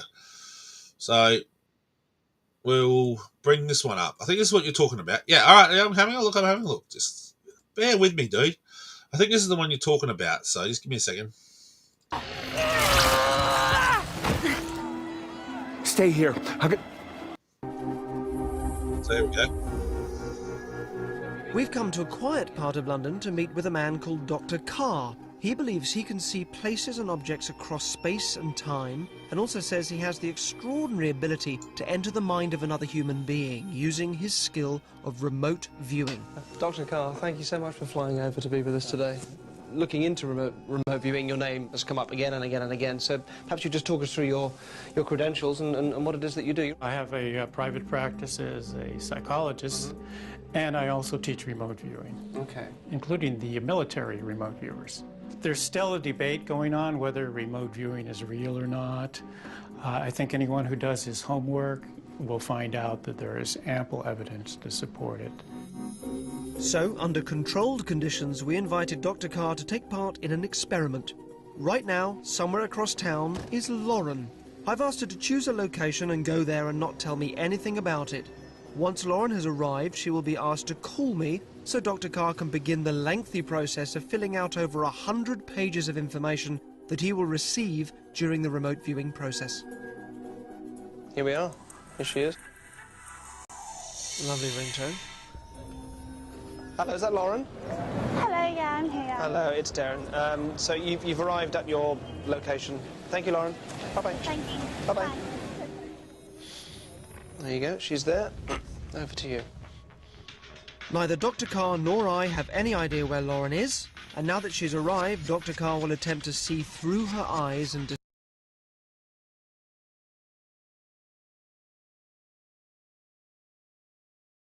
Eternal, is this the dude you're talking about here? Oh, sorry.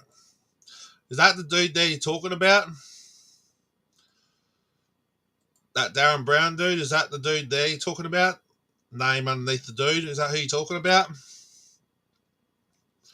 Okay, we'll have a look. See, yeah, is this what we're talking about? This video I'm showing now, is this what we're talking about? Is this the right video, dude?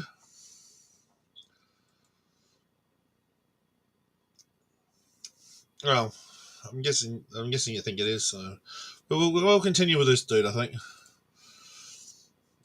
discover her location. To do this, he begins a process of filling out over 100 pages of information with drawings and words that he believes he's receiving from Lauren. Arch, steps, temple, downstairs, garden, fence, chain, gazing, a circular sense of stones on top of each other, sense of looking This out. leads to Dr. Carr entering her body in an act he calls blending. I'm going to try to blend with Lauren a little bit right now. One of the ways I can do it, I can put Lauren in front of me and I can step inside her body and describe what I see. I feel like I'm sitting, my legs are dangling a little bit.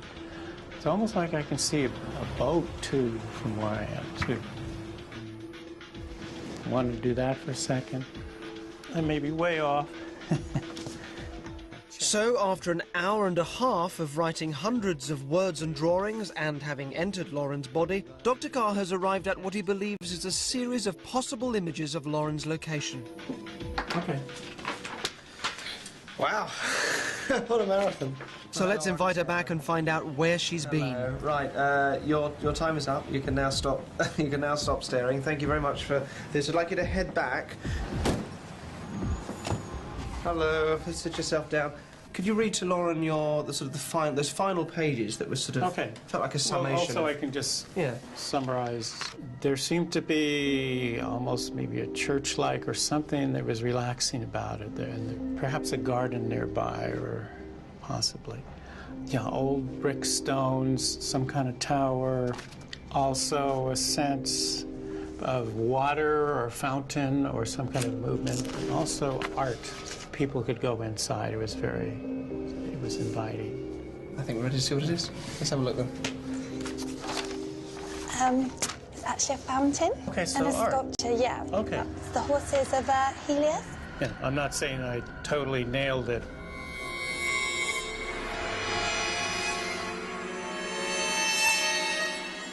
I saw actually in one of your drawings there's like 4 objects. So this might be my closest representation, even though it's very fuzzy.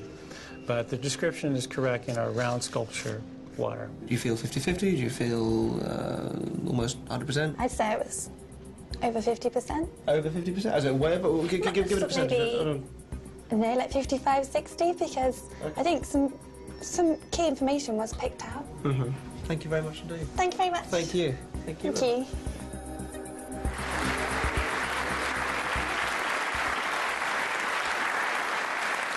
So, intriguing, maybe plausible, perhaps. Of course, you are seeing an edited version there. You are seeing the version that a TV program would show you when they are showing somebody demonstrating psychic ability. I, of course, was sat there for the whole hour and a half and filling out 100 sheets of paper, and I was a bit more sceptical. So what I wanted to do is take an objective viewpoint and see how accurate he really was. So first of all, the picture that he showed at the end, he actually showed about five pictures in the end he came up with, and they were all fairly ambiguous, and you can draw your own conclusions from that. And the one picture he did pick out there, which was this one, kind of looks maybe a little bit like the fountain, but of course he focused on that one after Lauren had told him what it was that she was looking at. In terms of what he said, the descriptions that he gave, to his credit, he did say fountain-like. That's something he did say once during the... So 6 times, he said, and 6 was the largest number of times he gave any specific description, he did say wet. But also 6 times, he said boat-like and church-like, which kind of would be wrong. And when you go back over the hour and a half and pull out all the specific descriptions that he said, you realise that it kind of covers everything. That you could take any landmark in London or any other historic city and you could kind of make it fit. Now, this is no reflection on Dr. Carr. He's a very nice chap. I'm sure he's very sincere, which is why I've taken this and I've formed from it my own version of remote viewing, which I'm going to be doing later on in this programme, and I hope, with much, much clearer results.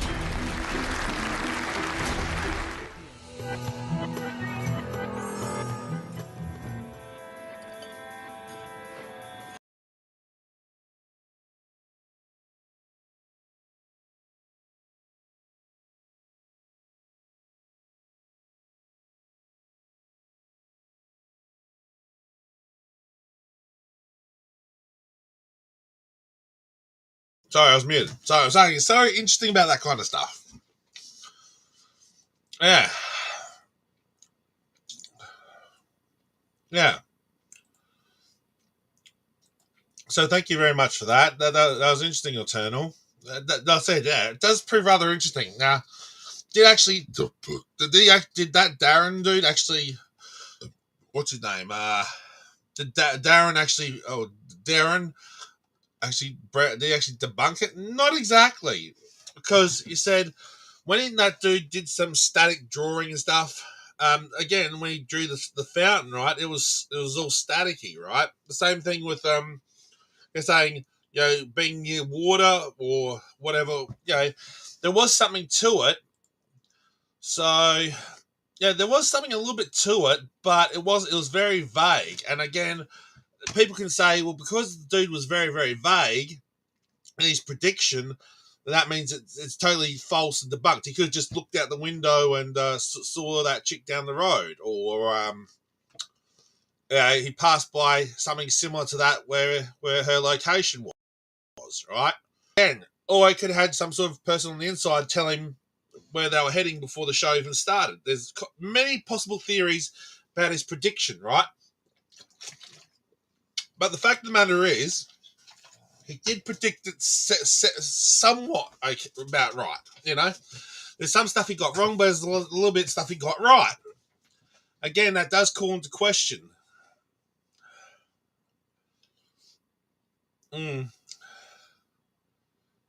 Yeah.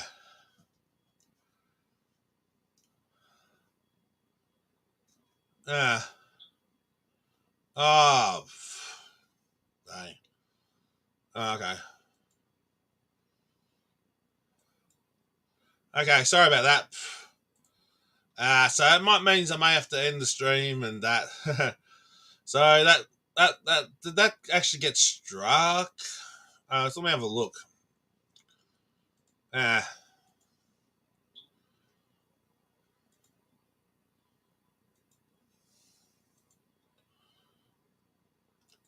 Maybe not. Just the dude didn't want us to talk about the video, I guess. Well, it says that there's nothing wrong here now, so thank you, God, that I managed to get the stream going back. That's cool. Yeah, the policy violations. Stupid shit. Especially when basically it's sort of like, it should be, when it comes to stuff like that, it should be free stuff. I was only just viewing it briefly, and so it's not the full episode anyway. It was just like towards the end of the episode, halfway through towards the end. So, yeah. But anyway, yeah. Hopefully I won't get a strike for it. But anyway, back to the concept. So, yeah, it does prove rather interesting. So I do apologise, dude, but again, thank you for the stuff, and thank you for the policy violation, dude. You're trying to tell us about debunking stuff as that as a point on that stuff, right? But again, back to this whole thing about supernatural stuff. Yeah, there does seem to be something to it. Yeah, I know. Because people want to make money, da-da-da-da-da. I know, Sky.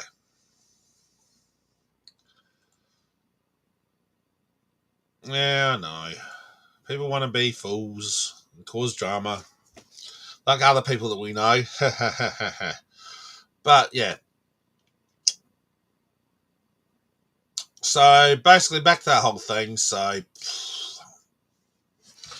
yeah. So, there is something to that supernatural stuff. Anyway, while we're here, people, is there any other topic you people would love to discuss? Because we've already discussed Disneyland and the whole thing with this whole paranormal stuff. Is there any other topics would you guys like to talk about, or do you want to stay on the supernatural topic? Do we want to move topics, or do we want to still concentrate on the supernatural stuff? Yeah, I agree with this guy. I agree with that full wholeheartedly. There is something out there. Yeah, I don't know whether she is or she isn't. She's supposed to be. But that's the reason why I'm here too, just for a chill session. I don't know if she's coming up or not. Okay. Yeah, I said, I don't know, people, if she is coming up or not. I don't know if Jenny is coming up. That's the reason I'm sort of here, sort of waiting to see if she wants to come up. Jenny's welcome to come up if she wants. If she wants to discuss some of the things that Sammy said, I'm willing to do that. Or if she wants to arrange for me some other time, I can do that for her. But anyway, back to the supernatural talk. So yeah. Again, there's some things that, like, some people, even with all the evidence supplied, there is something there that everyone will say there's a reason to debunk it. Oh, it's just lighting. When people see that holy light coming from heaven, coming down onto a person, oh, it's just the light. Or it's just the reflection of the sun on the person's face. The person could be sweating or something, and that's the reason why their face is shining. All sorts of things, all right? It does make things interesting. Yeah. We'll see how we go. If it kicks up or not. Who knows? If Jenny comes in, she's welcome to, and we can talk stuff if she wants. But if she doesn't want to, that's fine, and we'll arrange it for another. I'll try and arrange it for another time. That's fine too. Oh, by the way, I'll take another thing because I've been building, as you guys can see, dinosaur models, and so I wanted to show you a custom I did. So we had Diplodocus here, or basically, yeah, you're a Patasaurus one like that. So we had this one here, but then I lost the headpiece. So I thought to myself, what can I do with this one without its head? And so I actually made this sort of dead carcass one by sprinkling on a bit of red food coloring. Just a bit of sprinkling on it, it brings out really nicely this sort of dead carcass, dinosaur carcass. With all the blood and stuff on the car. I mean, it looks pretty awesome, don't it, people? So we compare that to that. So there we go. Looks pretty badass with the red on it. I won't deny that. The sort of dead, zombie-looking skeleton, blood all over it, does look kind of ghoulish, but it does look coolish. Ghoulish. So, that's one thing I did, and I have. I think I'll be putting that up for sale on eBay soon. Yeah, indeed. Huh? How do you figure that? If you got an article, man, or if you got a video, please show. Tell me where to look. Go for it. Have a look. But yeah. Basically, the head part got lost. I think it went down the sinkhole because basically I was washing a lot of it, because some of these things come in like clay things. I have to dig them out, and once I've dug them out and stuff, but I think the headpiece for that dinosaur went down the plug hole. Sad to say. So I ate it into a carcass instead, missing its head and its neck. So yeah, there we go. So that's pretty cool. And it actually came out really, really well. It's very, very, very awesome. So I've been doing some of that, as you can see up over there, building some of the dinosaur fossil pieces there. There's also a baby juvenile T-Rex, which I have another one right here. I saw like the sort of juvenile T-Rex as well. Eventually I've got to do this where I've got to film it down here and actually show you actually building the thing, because it gets very, very interesting to actually try and actually build the damn thing.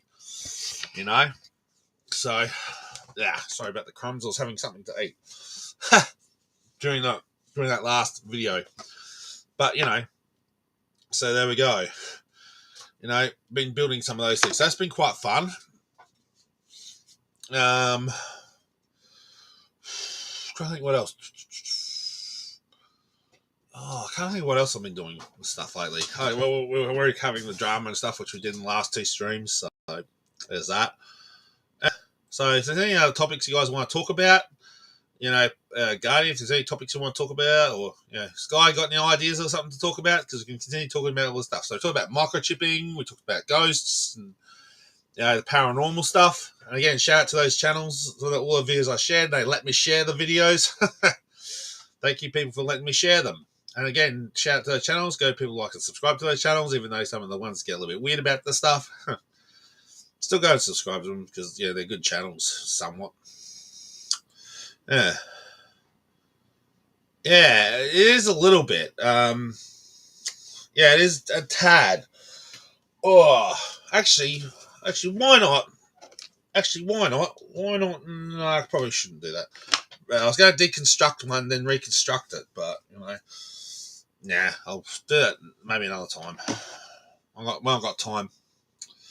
Yeah, it is a bit difficult, but once you actually get the hang of it, it's pretty easy to do once you finish building it. It looks absolutely amazing. And this one actually has like a door that opens as well, so pretty amazing. Yeah, but what I like doing it is also like customizing it. So I don't know whether I'll do any blood stains on this thing or not. I don't know. Or do some blood stains on a Triceratops, perhaps. I don't know. I'll work on something.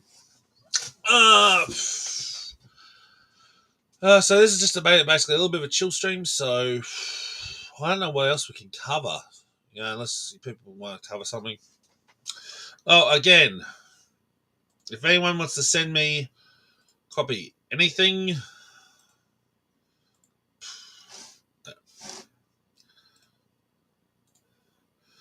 here we go again. Poof. There you go. If anyone wants to send me anything, there we go. fan mail or anything to review, like DVDs, movies, games, whatever. If you've got anything to want me for review, or send me fan mail or letters or cards or whatever, please send it right here, people, so that I know you guys can show your support. I already had someone send me a comic, and me and Beck. I don't know if you're still watching, Beck, but we did some trading and games and stuff, and send stuff back and stuff. So if people, if you want me to cover something, you want me to send it back to you, I can. Whether it's a dinosaur related thing or a Sonic thing or whatever, I'm always there. People want to, pretty much send me something that I can do a review on. Please do. That would help out as well. If you just send me some fan mail, letters, or anything you want me to do reviews on, whatever you like. So there's a link for that. Oh, hello. Ah, yes, the mushroom lady incident. Yes, indeed. Now, there is talk about the mushrooms. Actually, why don't I just go get something?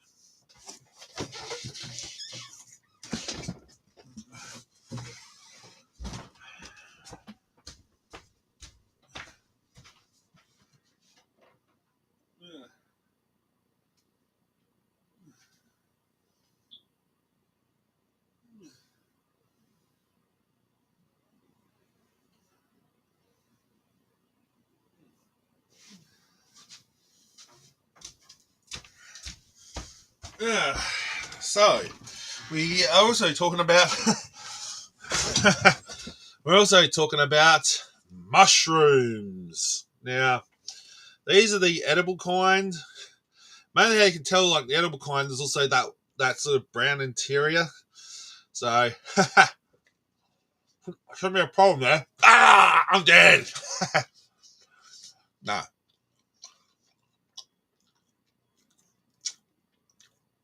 Funny things about mushrooms that people may not know. They're actually, some people think them as a vegetable or vegetable, right?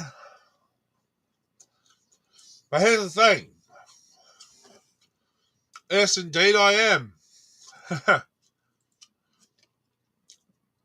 Indeed I am.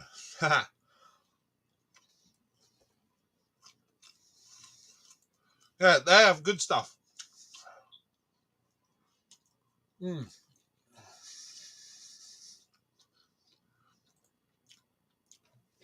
But let's get a little bit fancy. Let's get a little bit fancy. You think that's weird, mate? See what I'm going to do next.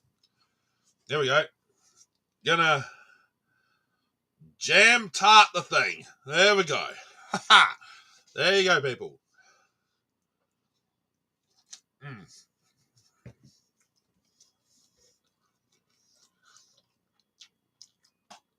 Yep.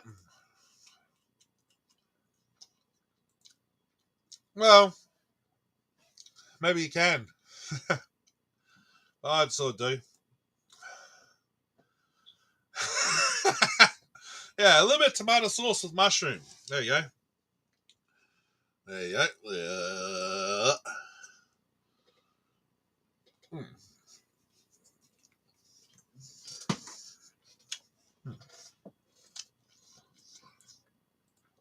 Well, at least it's not raw anymore. Not this raw anymore.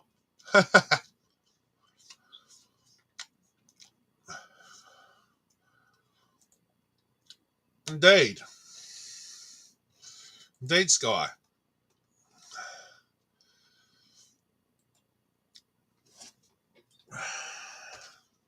So, yes.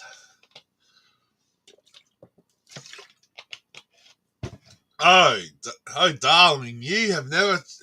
I tell you, it's absolutely awesome, mate. You basically fill it up like a jam tart. Mate, you're set. It's actually quite nice. But back to the thing. Here's the thing about... Yeah. But here's the thing about mushrooms, right? like I was saying about them being a fungus. Here's the thing: they can't really decipher whether a fungi is actually the fungi.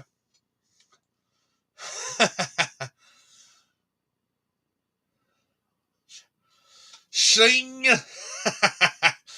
Yeah. Anyway, back to the thing, Eternal. Back to the thing about mushrooms. It's like people cannot decide whether it's actually an animal or a thing.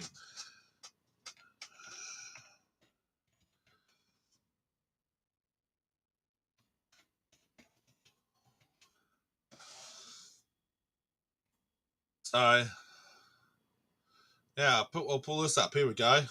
Check this out.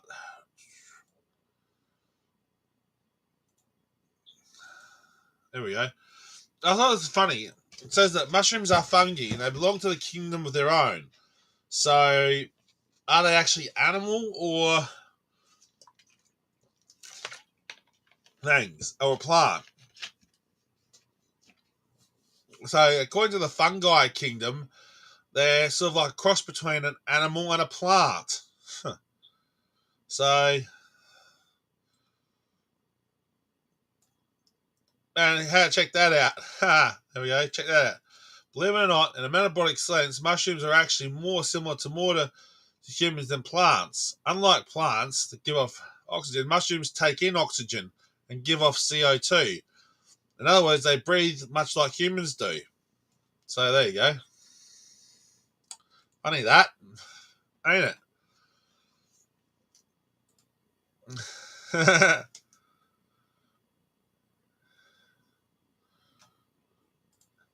I do. Actually, I do, dude. Maybe that's just me. I don't know. I do that. So there we go. So yeah, it turns out, like I said, back to the mushrooms, it is quite strange. How is it that yeah, it must be just an Australian thing, Sky. I have no idea. Because I know a lot of Americans and British people don't like it. They prefer cooking their mushrooms. Yeah. Because I'll say again, Eternal, where are you from? I think you're probably from the UK, yeah? Part of the British mob? Just give me a second.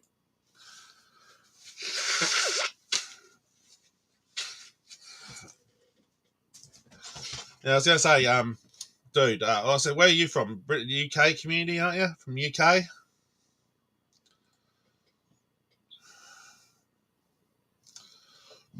Oh, excuse me. But again, people, with the whole stuff with mushrooms, like some are edible, but most of the ones they've got there is some white mushrooms on the inside, because like I showed you guys with the black ring around the mushroom, that's more of the edible ones. Ones with the white stuff in the inside makes it not so much.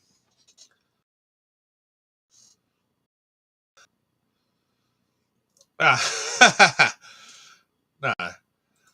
Really? Okay. Yeah, I sort of have to agree with Sky on this one, Eternal. But like I said, so I was saying, are you from the British mob or are you from the American mob? I just want to ask. Yeah, where are you from, dude? Are you from British or American crew? Because I have a few British and American dudes come through. I think the British dudes come through because of the whole Doctor Who thing, or to deal with like the Cosmic Kitty stuff, you know? Guardians from the US. Yeah, USA! USA! Love the US. Yeah. All right, but as I say, so where are you from, dude? Eternal, where are you from? The nether regions of the Negaverse or the Negavoids of all space and time? Like, where are you from, Eternal Cupcakes? Where are you from? Are you from the British or American? Where are you from, dude? So you're originally a British. Well, that's pretty good. Have you got a bit of a Cockney accent? You talk a bit of like a British. A lot of people sound like they're from the north. You know, north of Britain. You know? But anyway. So you're a Scotlander. So you're a Scotlander, eh? You're a Scotlander. Aye. Oh, that's okay. Well, that's sad. I mean, that's cool, but yeah, okay, fair enough. That's cool, Sky. So, like I said, you're from Scotland, eh? So you like roasted mushrooms, eh? I can speak a little bit of Scottish because I got a bit of Scottish blood in me too, sir. Yeah, I come from the my mother's side. I come from the Buchanan clan, from the Scottish side, and from my dad's side, I come like from the Germans. So that's a bit of a deadly combination, is it? German and Scottish. Yeah, that's right, lad. I can speak a really good Scottish, or lassie, or lassie or lad. I can definitely speak a lot of great Scottish right there, sir. You know, what I gotta do is go to the front of the boonies, go down to the pub and have a drink of a good old Scotch, man. That's it. Get in there, man. That's right. Go there. Go get in there, lad. Go get you some good, some good beer.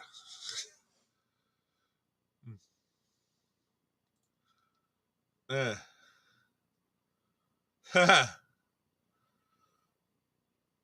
That's it. That's what you gotta do, lad. Gotta go get right in there. Right up on the book. Yeah. Go get make some haggis in the morning. Fresh haggis. There's a really good wafting smell throughout the whole entire house. Oh, aye. Agreed. Oh, no, eh? Well, don't worry. Once you see the Loch Ness Monster, you'll have something to say, eh? And I, my lad, you definitely will have something to say about that when you see the Loch Ness Monster. Yeah. The tremendous way mercy. Yeah, indeed. Hey, man, if you got any more Scottish like things like this, that'd be really, really cool. If you got any more stuff like that, that'd be really awesome. No. No, sadly I haven't. Apparently it's all sheep guts is from my head, like basically like skin the sheep and mash up all the organs and shove it back inside of the skin and wrap it up and boil it or something. If I remember correctly, but no, I haven't had it, Tasha. Yeah. Aha, laddie, exactly. Do a little bit of a Scottish little skit of a dancing. Yeah, bring up the kilts.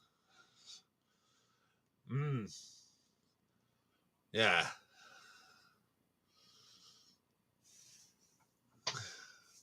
Yeah, start playing the bagpipes, my lad. You know, playing some of the bagpipes. You know, I need to get my hands on a pack of those, some bagpipes, and try some. It's good, good for blowing exercises. No, maybe I'm not talking dirty, but yeah, it's very cool. Play the bagpipe. Oh, okay. What does it taste like? Should taste a bit like lamb, as far as I think. It would taste like lamb, wouldn't it? Or sheep or goat.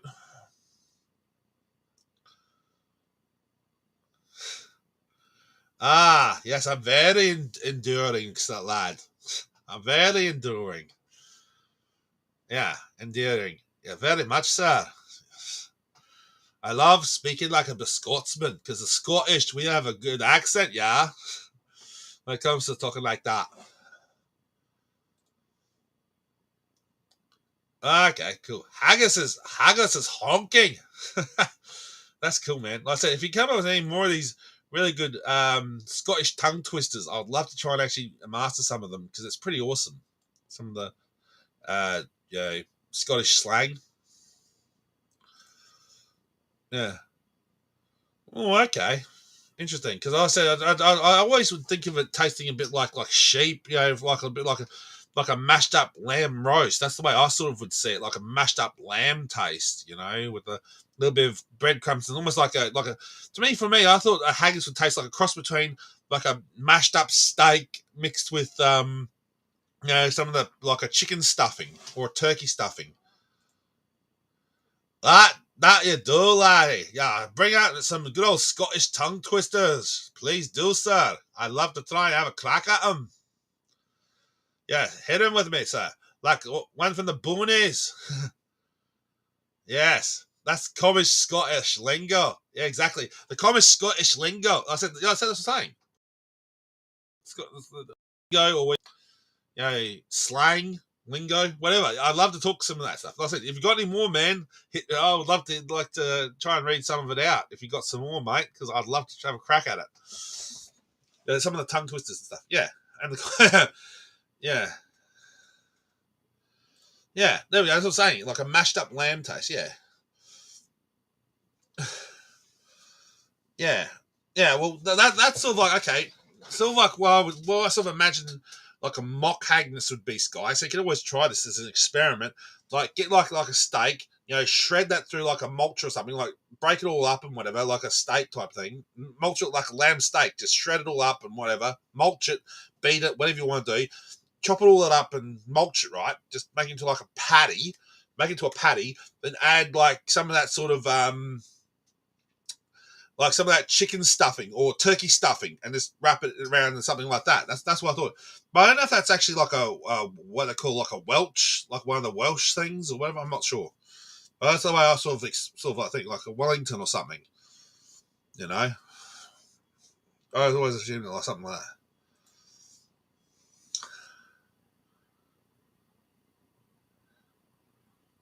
Oh, no, it ain't, lad. It doesn't make it daft. What are you on about, lad? Of course I can speak with that accent, with the Scottish accent. It's not that hard to speak Scottish. What the hell are you on about, lad?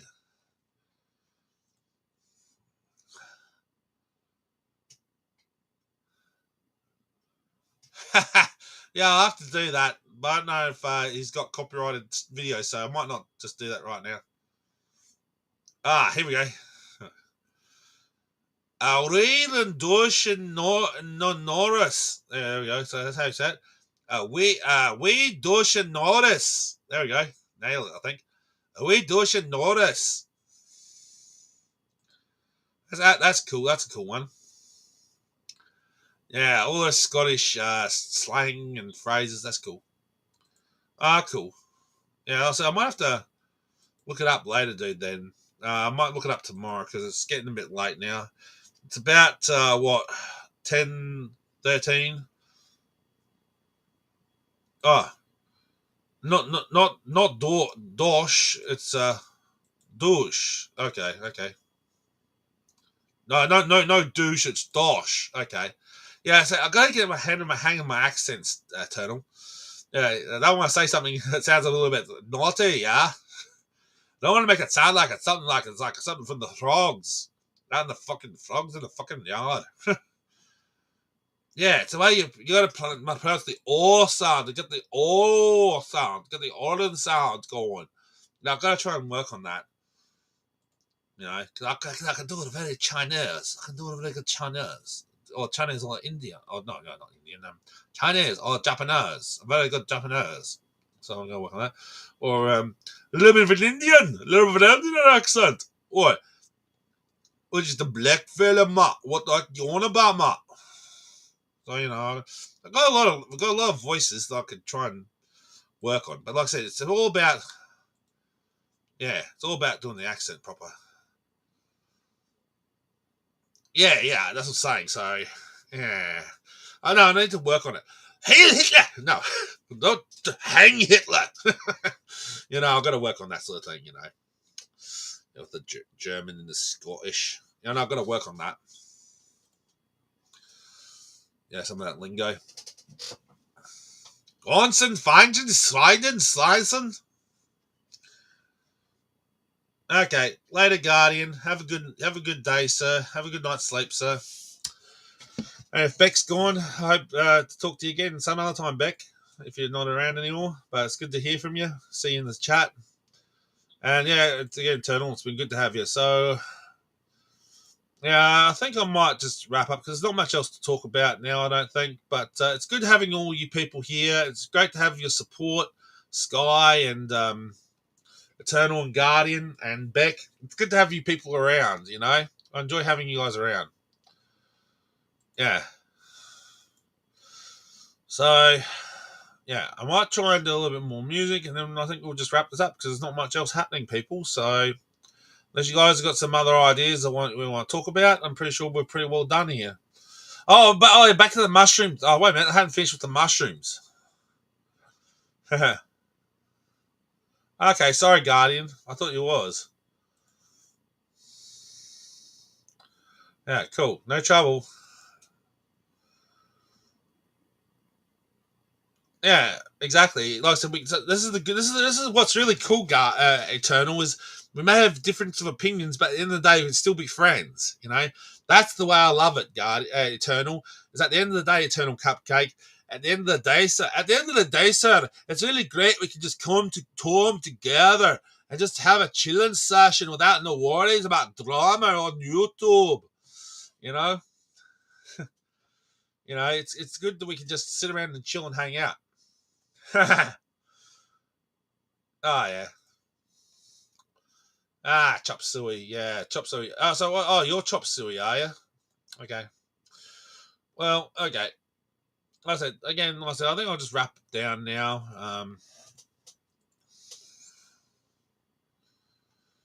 So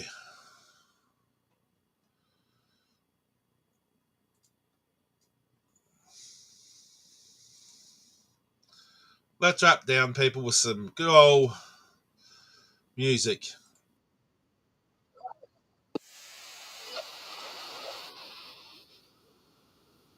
Six-pack from you, a new fave for Dad. Do Dad's Day different at Dan Murphy's. Yeah, we're cool, dude. Dan Murphy's. We're cool. Time to wrap it all down, people. Thank you for five people watching. Like and subscribe to the channel. Tell me, is it clear that I still wanna be? I see you denying when I know that I made it clear. I want you to know that I'll be close through the darkest when the sky's getting bright. I'll hold you and never let you go when you're falling. I'll be closer.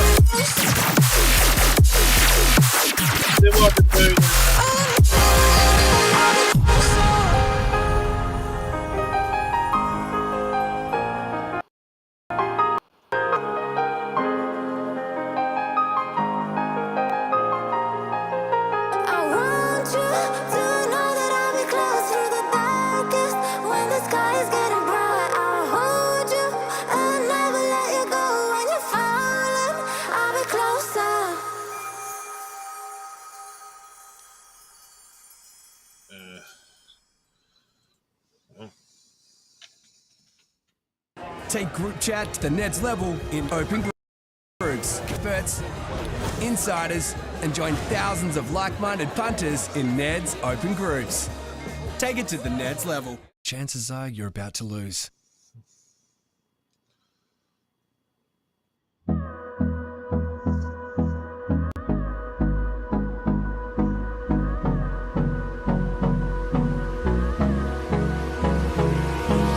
Hold me close till I get up. Time is barely on our side. I don't wanna waste what's left.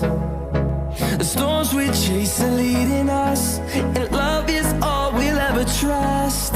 Yeah, no, I don't wanna waste what's left.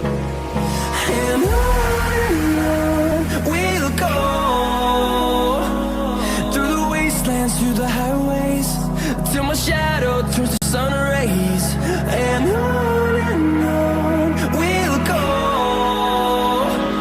through the wastelands, through the highways, and on we'll go.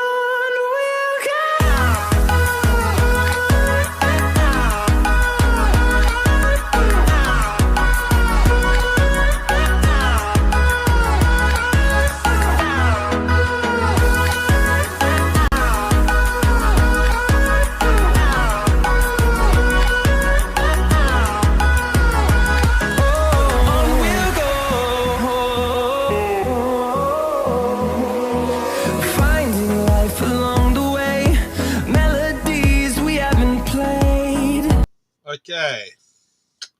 Well, later all, thanks for spending time with me today, people.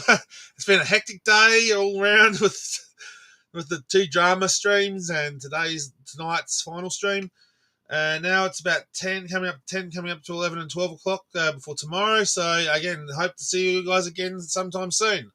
Later all, have a good one. Catch us all later, people. Bye.